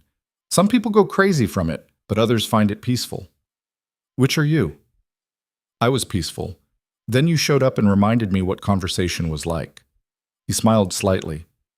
Not complaining, just different than what I'm used to. Lila felt warmth that had nothing to do with the fire. I like talking to you. You actually listen instead of just waiting for your turn to speak. Hard habit from the war. Officers who didn't listen got their men killed. Stayed alert, paid attention, learned to hear what people meant instead of just what they said. He studied her over the rim of his cup. You do the same thing. Watch people, read them. Survival skill, I'm guessing. Growing up with Thomas, you learned fast to tell when he was lying or hiding something. Usually meant he'd gambled away grocery money or promised something he couldn't deliver. She settled into the chair across from him, made me careful about trusting people's words. I trust actions instead. People can lie with their mouths, but their actions tell the truth. And what do my actions tell you? The question hung between them, weighted with meaning. Lila considered it seriously, thinking about the past 2 months, the consistent care, the kept promises, the small kindnesses that required no witnesses. They tell me you're a man who keeps his word, who values fairness more than advantage, who's been hurt badly enough that you've built walls, but those walls have doors you're willing to open for people you deem worthy. She met his eyes. They tell me I was right to trust you when I had no real reason to except instinct. Caleb was quiet for a long moment, something shifting in his expression. Your instincts are good, better than mine sometimes. I look at you and see someone who survived things that should have broken you, yet somehow stayed kind. That takes strength most people don't have. I'm not always kind. Sometimes I'm furious. Sometimes I want to burn everything down and start over. Fury's just proof you're alive. Dead people don't get angry. He set down his cup. The question is what you do with that fury. Channel it into something useful or let it consume you. You've chosen useful, made this cabin into a home, turned our arrangement into something that works.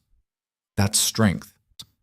His words touched something deep inside her, a part that had felt worthless for so long she'd almost forgotten it existed. Thomas had made her feel like a burden. Rourke had made her feel like property. But Caleb made her feel valuable, seen, worthy of respect and care. It was intoxicating and terrifying in equal measure. The days blurred together after that, each one similar yet distinct. They established routines. Morning coffee shared in companionable silence, afternoon projects tackled together, evening meals that stretched into long conversations. The physical space of the cabin felt simultaneously too small and exactly right, forcing proximity that might have been awkward, but instead felt natural. Lila found herself learning things about Caleb that he'd never spoken aloud. The way he unconsciously touched the scar on his cheekbone when thinking hard, how he preferred his coffee almost bitter, the fact that he could lose himself for hours in a book, but would immediately surface if she spoke his name. She learned that he had nightmares sometimes, waking with a gasp she could hear through the wall, and that he'd pace the cabin for an hour afterward, unable to settle. One night she woke to the sound of his restless movement. Without thinking too hard about it, she rose and padded into the main room.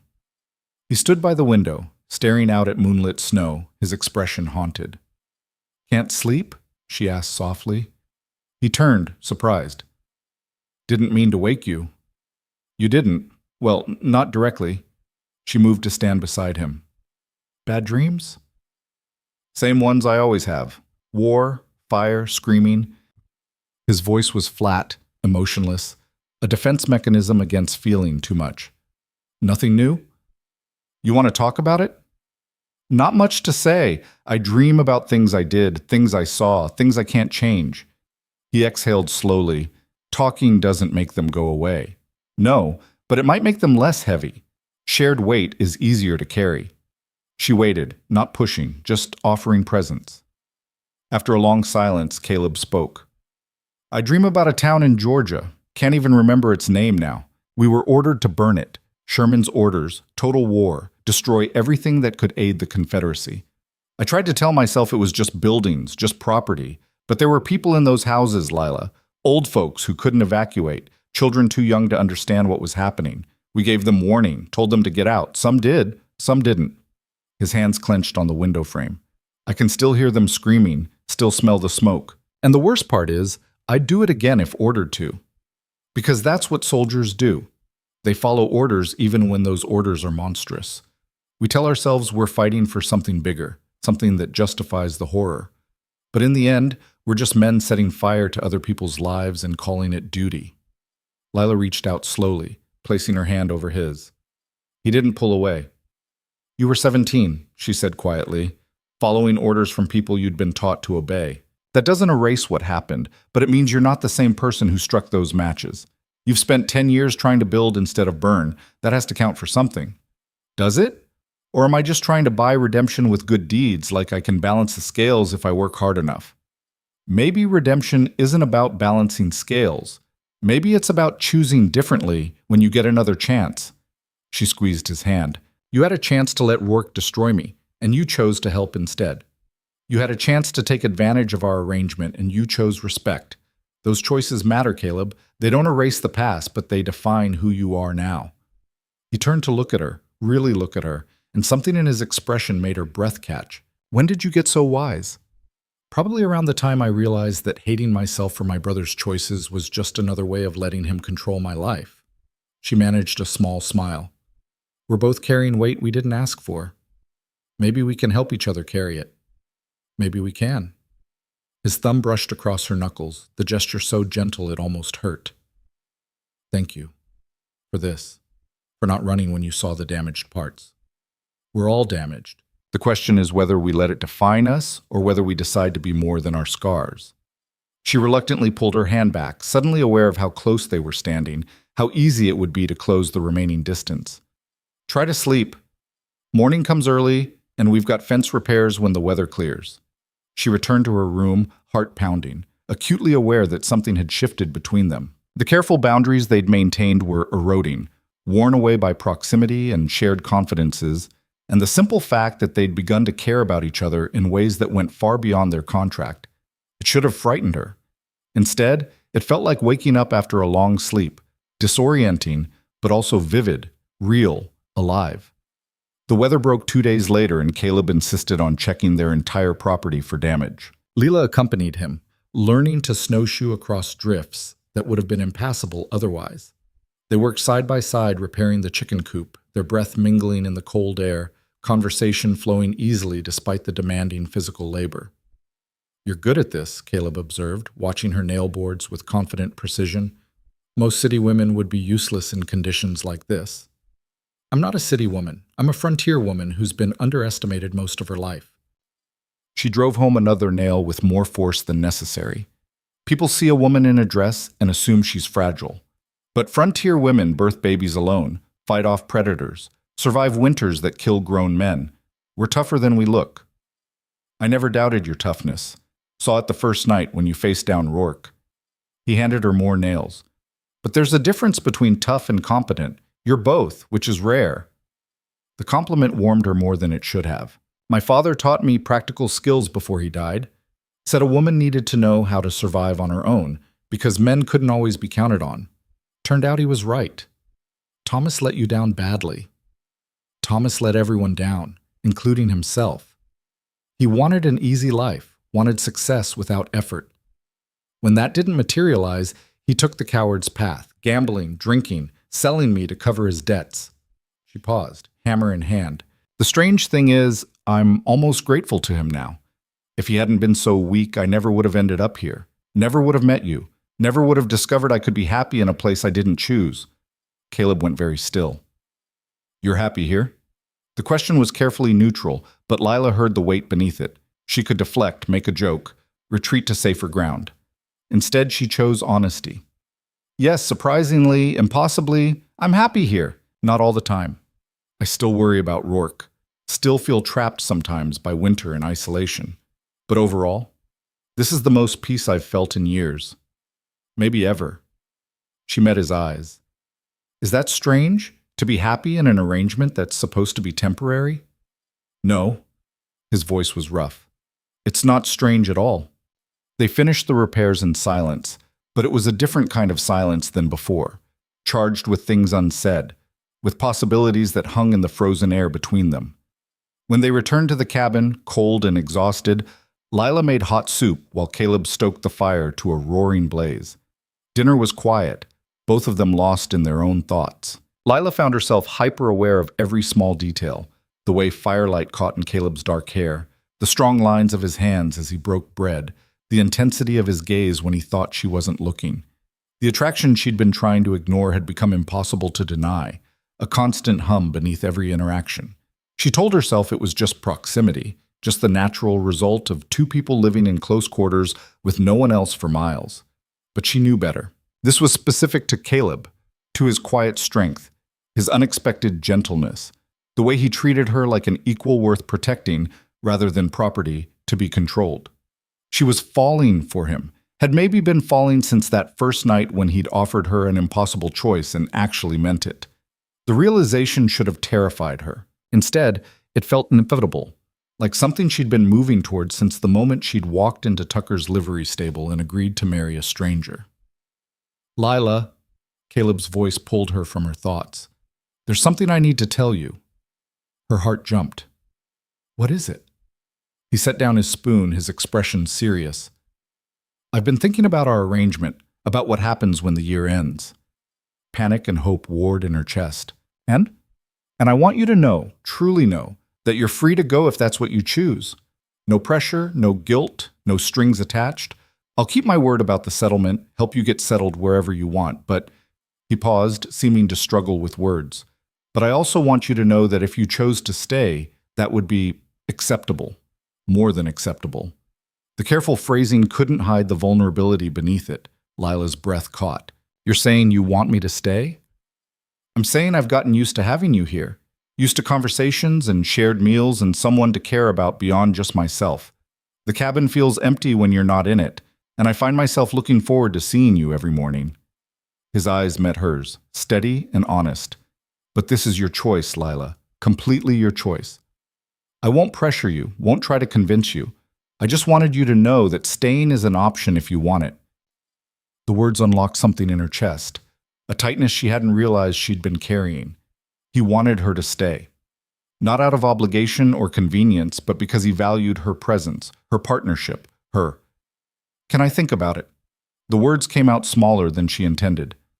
I have 10 months still, and I don't want to make a decision based on fear or gratitude or winter isolation. I want to be sure. Take all the time you need. The offer stands whenever you're ready to answer. He stood, clearing dishes with careful precision. No pressure, Lila. I mean that.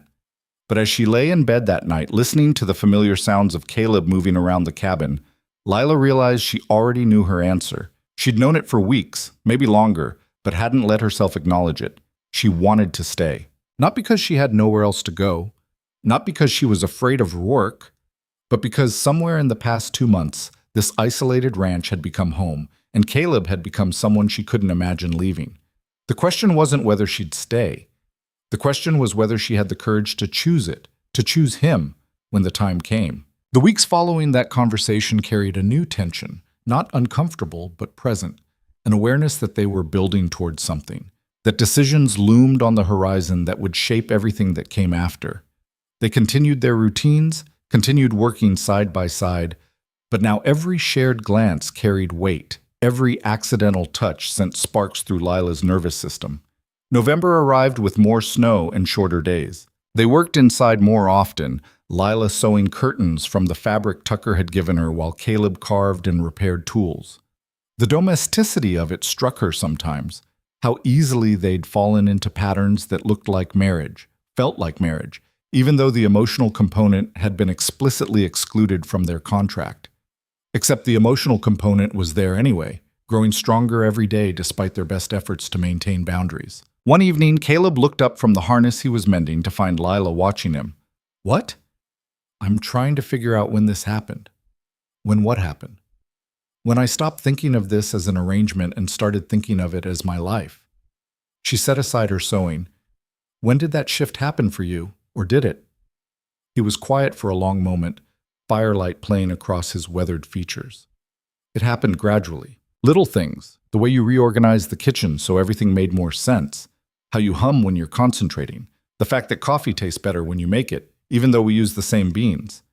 One day I realized I was planning improvements to the ranch with you in mind, thinking about what you'd like instead of just what was functional. He met her eyes. That's when I knew you'd stopped being a temporary arrangement and started being essential. Essential.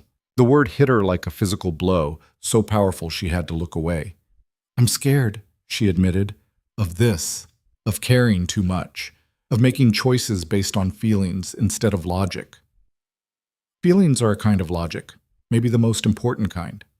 Caleb set aside his work, giving her his full attention. What scares you specifically? That I'll choose wrong. That I'll stay because I'm afraid to leave, or because it's comfortable, or because I've confused gratitude with something deeper. That I'll wake up 5 years from now and realize I trapped myself in a different kind of cage. She twisted her hands together. How do I know the difference between choosing you and just choosing safety? You can't. Not with absolute certainty. Nobody can. He leaned forward, elbows on his knees. But you can ask yourself hard questions. If I had nothing, no ranch, no money, no security, would you still want to be around me? If you had complete safety somewhere else, would you miss this?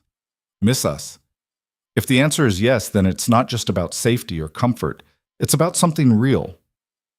Lila thought about that, running scenarios in her mind. Caleb without the ranch? Would she still want him? Yes, without question. His steady presence, his quiet strength, the way he made her feel valued and seen, none of that required property or money. And safety elsewhere? She could have that in Denver or San Francisco, could build a life far from Wyoming's harsh winters and Rourke's threats. But the thought of leaving, of never seeing Caleb again, created an ache in her chest that had nothing to do with practicality. I'd miss this, she said quietly. I'd miss you. Even in a city with theaters and shops and safety, I'd wake up wishing I was here instead. Then maybe you have your answer. Maybe. But wanting something doesn't mean it's right. Sometimes we want things that destroy us. True. But sometimes we want things that save us, and we sabotage them because we're so used to destruction we don't trust salvation when it appears. Caleb stood, moving to kneel in front of her chair so their eyes were level. I'm not asking you to decide tonight. I'm not asking you to decide at all until you're ready, but I am asking you to consider the possibility that this isn't a cage, that choosing to stay might be the freest choice you ever make. His closeness made thinking difficult. Lila could see the individual scars marking his face, the flecks of gold in his brown eyes, the gray threading through his dark hair at the temples. She could smell leather and wood smoke and something uniquely him, and she wanted with an intensity that stole her breath to close the distance between them, to kiss him and damn the consequences. But she held back, some last vestige of self-preservation keeping her anchored. I need time. You have it. He rose, putting safe distance between them. All the time you need. But time, Lila was learning, was a double-edged sword.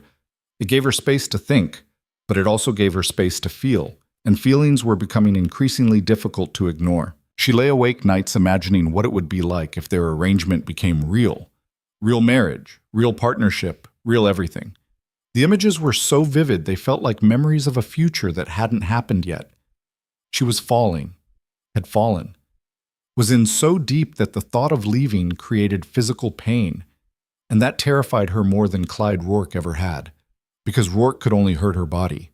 This could break her heart in ways she might never recover from.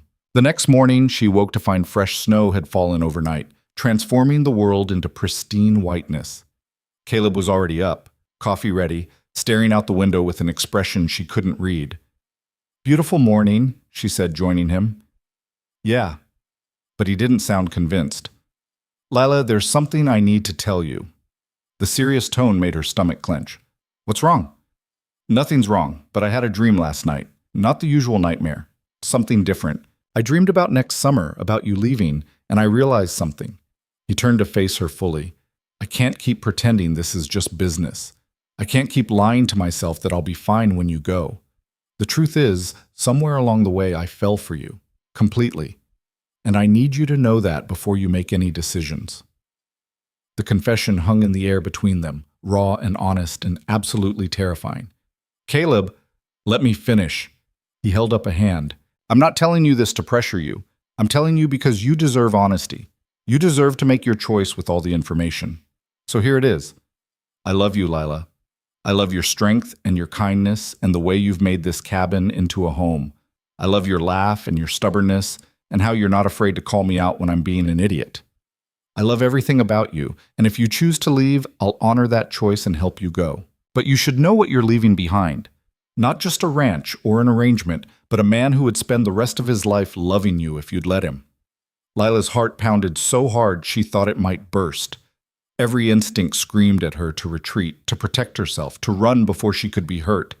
But she'd spent her whole life running from things. From Thomas's failures, from her own fears, from the possibility of real connection. Maybe it was time to stop running. Maybe it was time to choose. I love you too. The words came out in a rush, surprising her with their intensity. I've been fighting it for weeks, telling myself it was just gratitude or loneliness or some kind of Stockholm syndrome. But it's none of those things. It's just love, simple and complicated and absolutely terrifying. And I don't know what to do with it. Caleb closed the distance between them in 2 strides, cupping her face in his calloused hands. You don't have to do anything except feel it. We'll figure out the rest together. And then he kissed her, gentle and fierce all at once, pouring weeks of restrained longing into the contact. Lila kissed him back, her hands fisting in his shirt, all her careful walls crumbling under the onslaught of emotion. This was what she'd been afraid of, what she'd been wanting. Connection so profound it rewrote everything she thought she knew about herself. When they finally broke apart, both breathing hard, Caleb rested his forehead against hers. Stay, he whispered.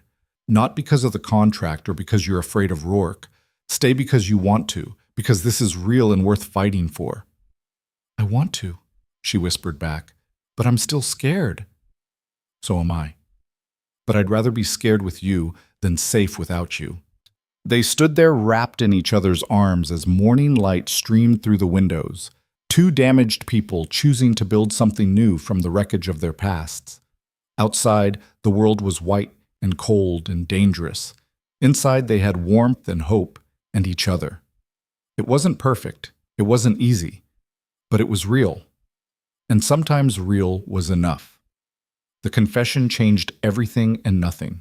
They still maintained separate bedrooms. Caleb insisted on that, saying he wanted to do things right, wanted their relationship to evolve naturally, rather than rushing into intimacy just because they'd admitted their feelings.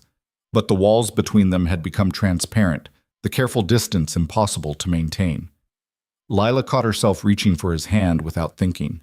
Caleb would touch her shoulder in passing, a casual gesture that sent warmth through her entire body. They kissed goodnight now, sweet and lingering, before retreating to their separate rooms where they lay awake, thinking about the person on the other side of the wall.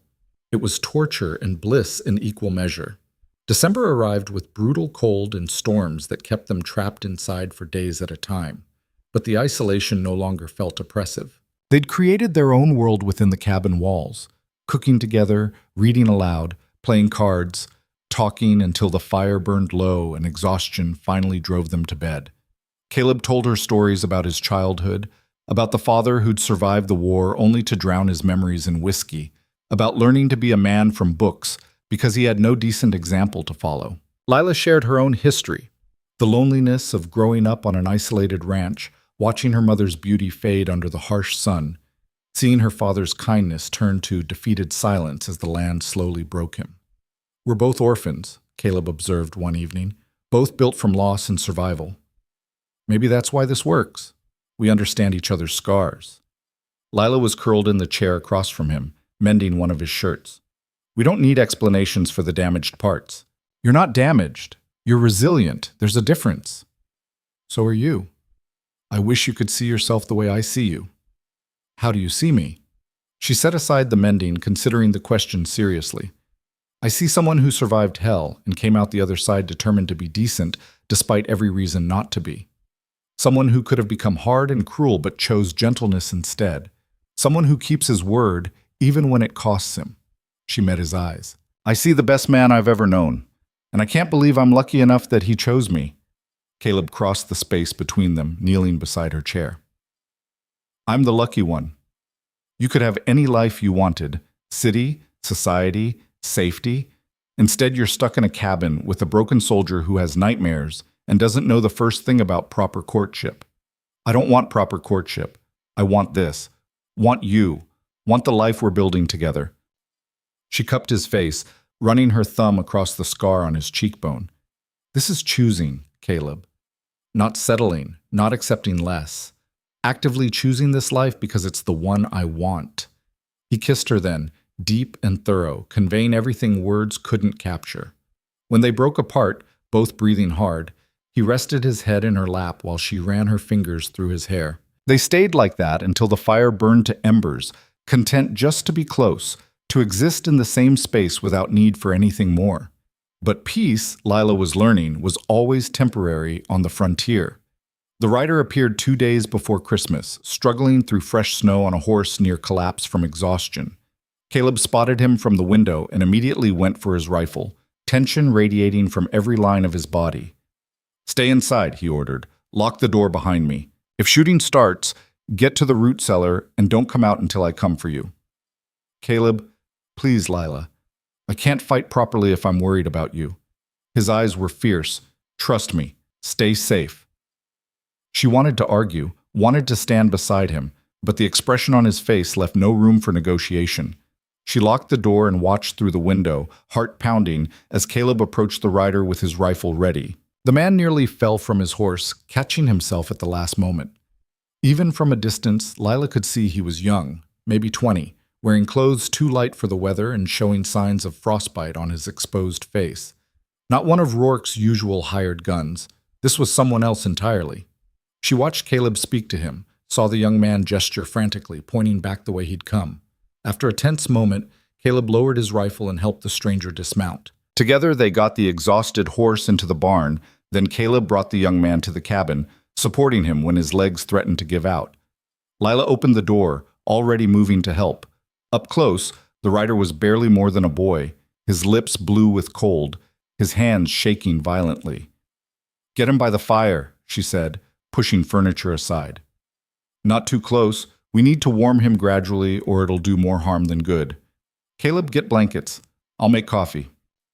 They worked together efficiently, years of frontier survival kicking in. Slowly, color returned to the young man's face. His shaking subsided to occasional tremors. When he could finally speak without his teeth chattering, he looked at Caleb with desperate eyes. Are you Caleb Boone? I am. Who are you? James Hendricks. I rode from Tucker's trading post. Mr. Tucker sent me, said you needed to know that Rourke's making his move. He's gathering men, lots of them, planning to come after you as soon as the weather clears. Lila felt ice that had nothing to do with temperature slide down her spine. How many men? Tucker says maybe a dozen, hired guns from as far as Denver. Rourke's paying top dollar, promising $1,000 to whoever brings back Mrs. Boone alive, and another 1,000 for proof you're dead, Mr. Boone. James accepted the coffee Lila handed him with shaking hands. Tucker tried to talk him out of it, said it wasn't worth the trouble. But Rourke's past reason. He's obsessed. When? Caleb's voice was deadly calm. Tucker thinks they'll move after the next storm passes. Maybe 3 days, maybe a week. He wanted you to have warning, time to prepare or run. We're not running. Caleb moved to the window, scanning the landscape with tactical assessment. This is my land, our land. We stand here. Against a dozen professional killers? Caleb, that's suicide. Lila's voice came out sharper than intended, driven by fear. It's not suicide if we're smart about it. He turned to James. Can you ride back to Tucker? Tell him I need help. Anyone he can trust, anyone willing to stand against Rourke. I can try, but the weather's getting worse. Might not make it through. James set down his coffee cup. Mr. Boone, Tucker said to tell you he's already gathered 5 men. Good fighters, all of them. They'll head this way as soon as the storm breaks, should arrive maybe a day after Rourke's crew. He says to hold on until then. Use the land to your advantage. 5 against 12. Better odds than I expected. Caleb's mind was already working, planning, strategizing. James, you'll stay here until you're strong enough to travel. There's a line shack about 5 miles east. You can shelter there and wait out the worst of the weather before heading back to Tucker. What about you? We prepare. Set traps, create defensive positions, make this ranch into a fortress. He looked at Lila, his expression softening slightly. And we make sure Lila has an escape route in case things go wrong. I'm not leaving you to fight alone. You might not have a choice. If it comes down to protecting you or fighting them, protecting you wins every time. His tone left no room for argument. I won't let Rourke take you. I'd burn this whole mountain down before I'd let that happen. The next 2 days were a blur of preparation. Caleb showed Lila every escape route, every hiding place, every trail that could get her to safety if the worst happened. He taught her to shoot the Winchester, drilling her until she could hit targets reliably, even with hands shaking from cold.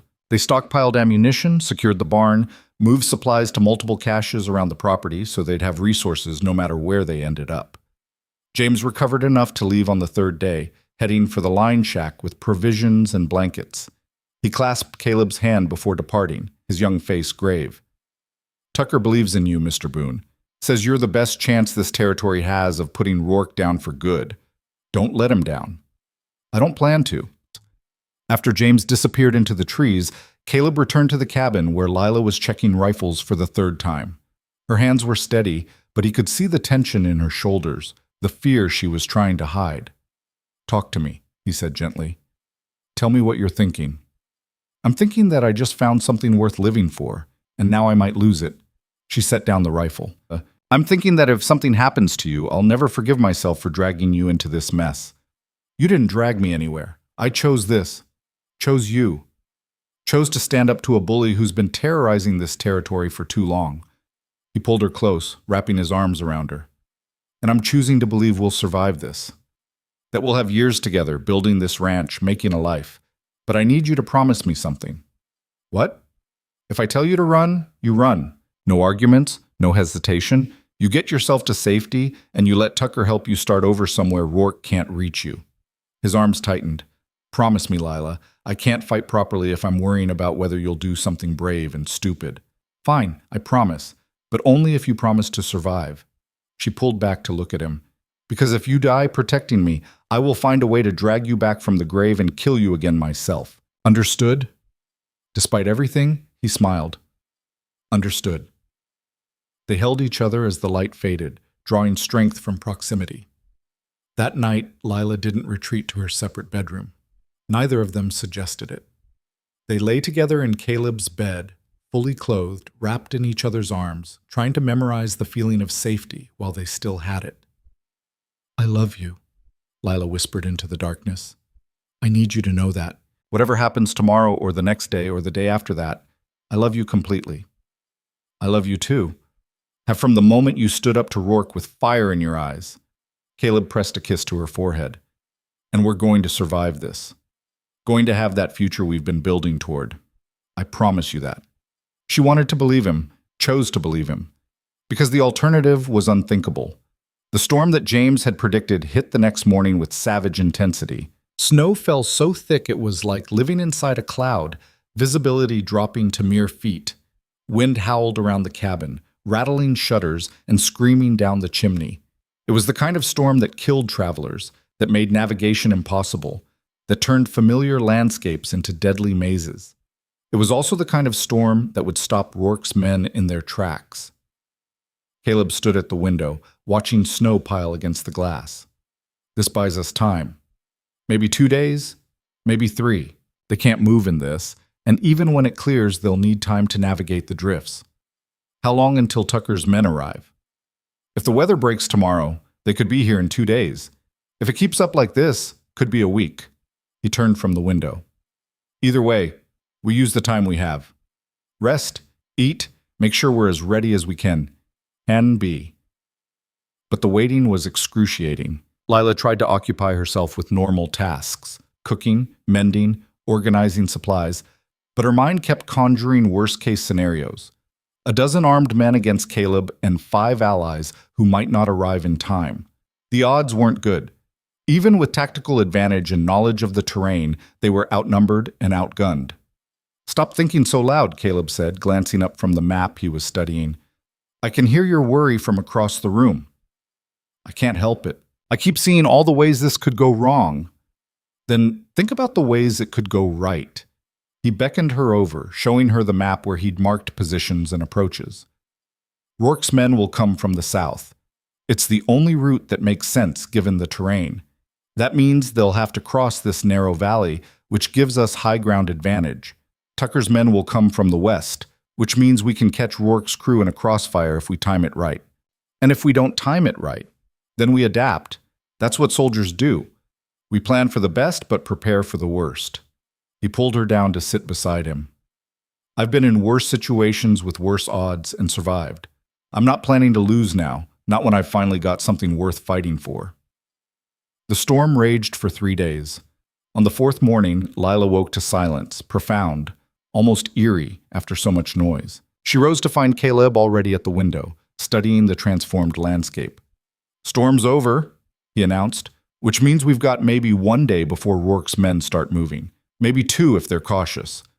The word sent adrenaline spiking through her system. This was it.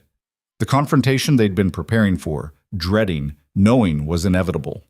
They spent the day in final preparations. Caleb positioned rifles at strategic windows, ensured ammunition was readily accessible, double-checked every defensive measure they'd put in place.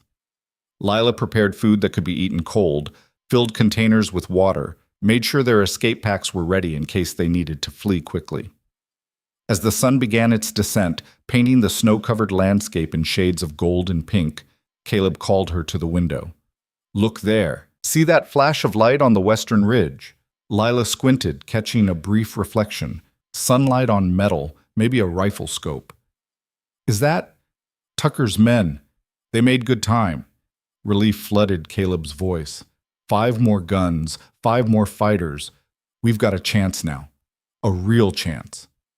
They watched as the 5 riders descended into the valley, approaching the cabin with weapons ready, but no signs of hostility. Caleb went out to meet them, and Lila watched from the window as he greeted each man. Rough frontier types, all of them, but with the bearing of experienced fighters.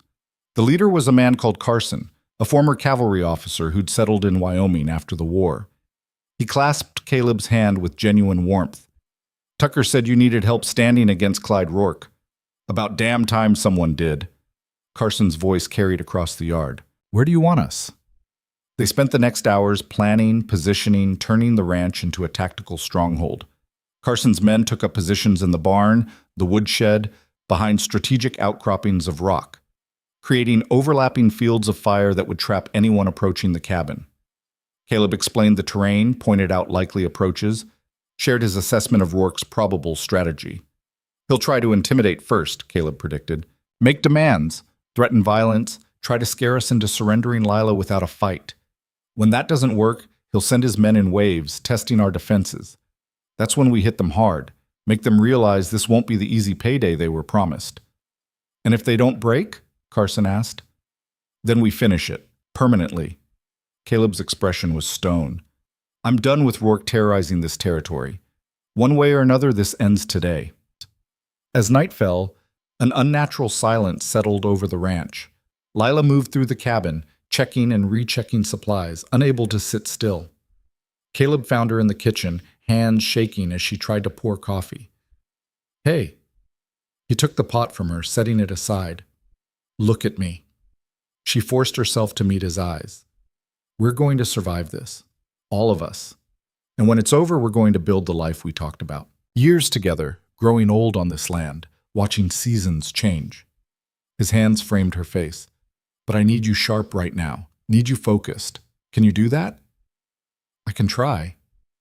"That's all I ask. Try. And trust that I've got a plan, that Carson and his men know what they're doing, that we've prepared as well as we can." He kissed her, gentle and reassuring. "Now get some rest. Real rest. Because tomorrow's going to be hard, and I need you strong." She wanted to argue that sleep was impossible, that how could anyone rest with violence looming on the horizon? But exhaustion and adrenaline were taking their toll, and she knew he was right. She needed to be sharp, needed to be ready for whatever came. She lay down in their bed, no pretense of separate rooms now, not when they might have only hours left together. Caleb held her, his steady heartbeat a counterpoint to her racing thoughts. And somehow, impossibly, she slept. She woke to voices outside. Caleb was already at the window, rifle in hand, his body taut with readiness. Dawn was just breaking, painting the sky in shades of crimson and gold. "They're here," he said quietly. Lila joined him at the window, her stomach dropping at the sight. A dozen men on horseback approached from the south, exactly as Caleb had predicted. At their head rode Clyde Rourke, looking utterly out of place in his expensive suit and carefully groomed appearance. "Boone!" Rourke's voice carried across the snow. "I know you're in there. Come out and let's settle this like civilized men." Caleb opened the window a crack. "I've got nothing to settle with you, Rourke. You're trespassing on my land. Turn around and ride out while you still can." "Your land? Your wife?" Rourke laughed, the sound sharp and ugly. "You stole both from me. The debt entitled me to the girl. The law is on my side. You interfered with a legal contract. The debt's been paid. Lila made her choice. That's the end of it. The debt was a means to an end, and you know it. That girl was promised to me." Rourke's pleasant facade cracked, revealing the monster beneath. "I've given you months to reconsider, sent messages, offered compromises, but you've ignored every courtesy. So now we do this the hard way.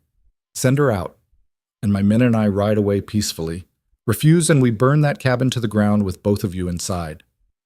She's not property. She's my wife, and she's under my protection. You want her, you'll have to go through me." "That can be arranged." Rourke gestured, and his men began to spread out, creating a semicircle around the cabin. "Last chance, Boone. Send her out, or everyone dies. Your choice." "My choice is to defend what's mine." Caleb raised his rifle, sighting down the barrel. "And the first man who takes another step gets a bullet in his chest. That's my final word." For a long moment, nobody moved. Then Rourke nodded and chaos erupted. His men charged forward, guns blazing. But Caleb and Carson's men were ready.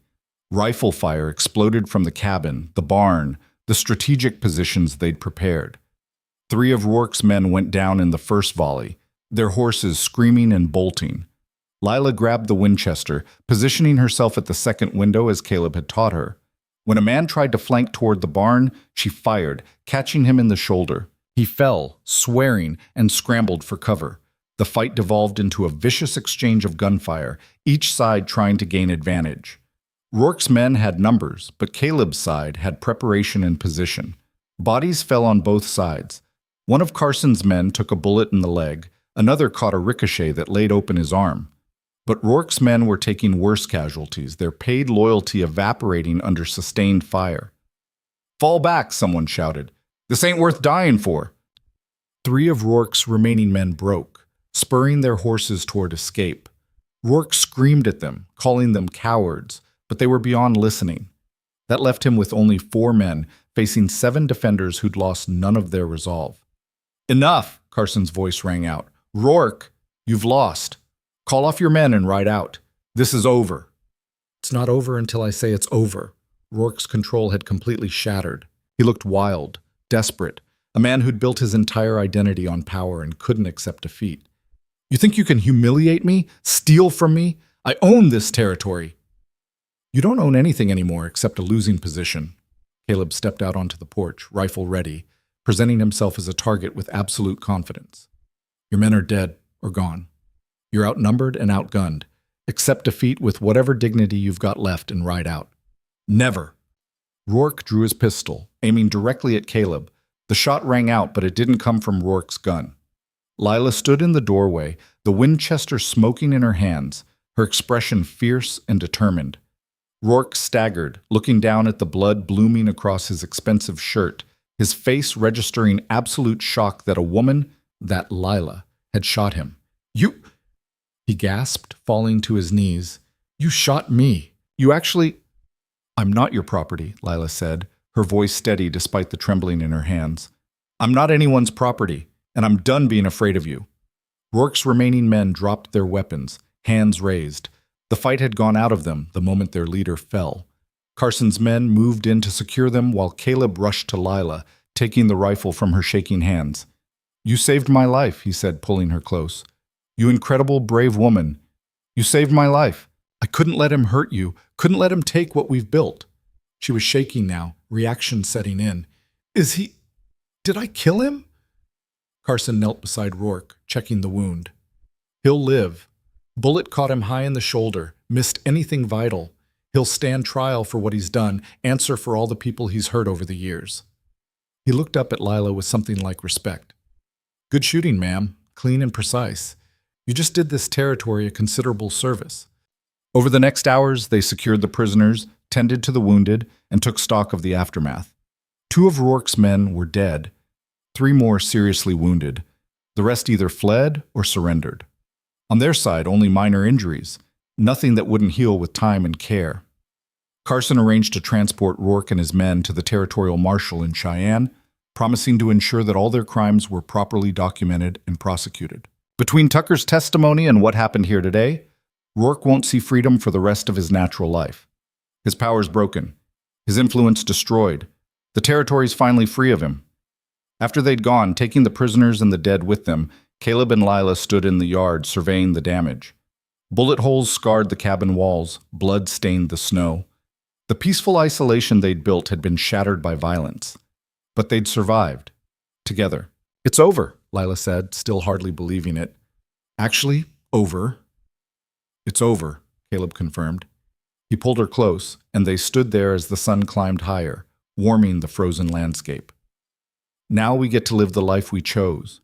No more threats, no more looking over our shoulders. Just us and this ranch, and whatever future we want to build." The next weeks were spent in recovery and repair. They patched bullet holes, cleaned bloodstains from the snow, slowly returning the ranch to its previous peaceful state. Tucker visited personally, bringing supplies and congratulations, reporting that Rourke's trial was proceeding and that the entire territory was celebrating the downfall of a tyrant. "You did something important here," Tucker told them over coffee in the cabin's warm kitchen. "Not just for yourselves, but for everyone Rourke terrorized. You stood up when others couldn't, and you won. That means something." Thomas appeared 2 weeks later, riding up to the cabin with his hat literally in his hands, his face gaunt and haunted. Lila met him in the yard, her expression carefully neutral. "I heard what happened," he said, dismounting. "Heard you faced down Rourke and won. Heard you're happy here." "I am. Happier than I've ever been." She crossed her arms. "What do you want, Thomas?" "To apologize. To tell you I'm sorry for everything, for being weak, for gambling away your future, for failing you when you needed me most." His voice cracked. "You had every right to let me die. Every right to hate me. But you didn't. You protected me even after I sold you, and I can't. I don't know how to live with that." Lila studied her brother, seeing genuine remorse for the first time in his life. "I don't hate you, Thomas. I pity you. But I also forgive you because holding on to anger just poisons me, not you. I don't deserve forgiveness. Probably not, but I'm giving it anyway because I'm choosing to live without that weight." She glanced back at the cabin where Caleb was watching from the window.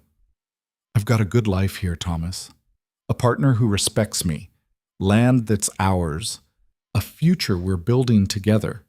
Your weakness gave me that, accidentally. So in a strange way, I should thank you." "I've been working," Thomas said quietly. "Real work, not gambling. Got a job at the lumber mill in Caldwell Bend. It's hard and it doesn't pay much, but it's honest. I'm trying to be better, trying to be someone you could be proud of. Then keep trying, keep working, keep being honest, and maybe someday you'll actually succeed." She moved to remount her horse. "You're welcome to visit occasionally, Thomas, but this is my home now, my life.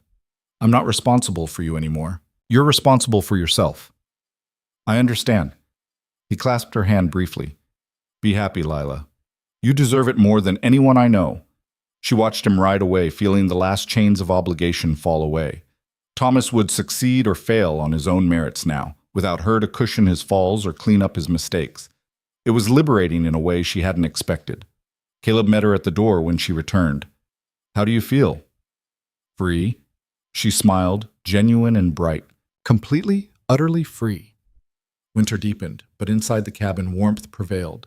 Caleb and Lila settled into their life together, the careful boundaries of their original arrangement long abandoned.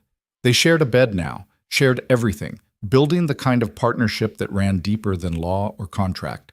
On a night in late December, with snow falling softly outside and the fire crackling in the hearth, Caleb pulled something from his pocket, a small wooden box he'd carved himself. "What's this?"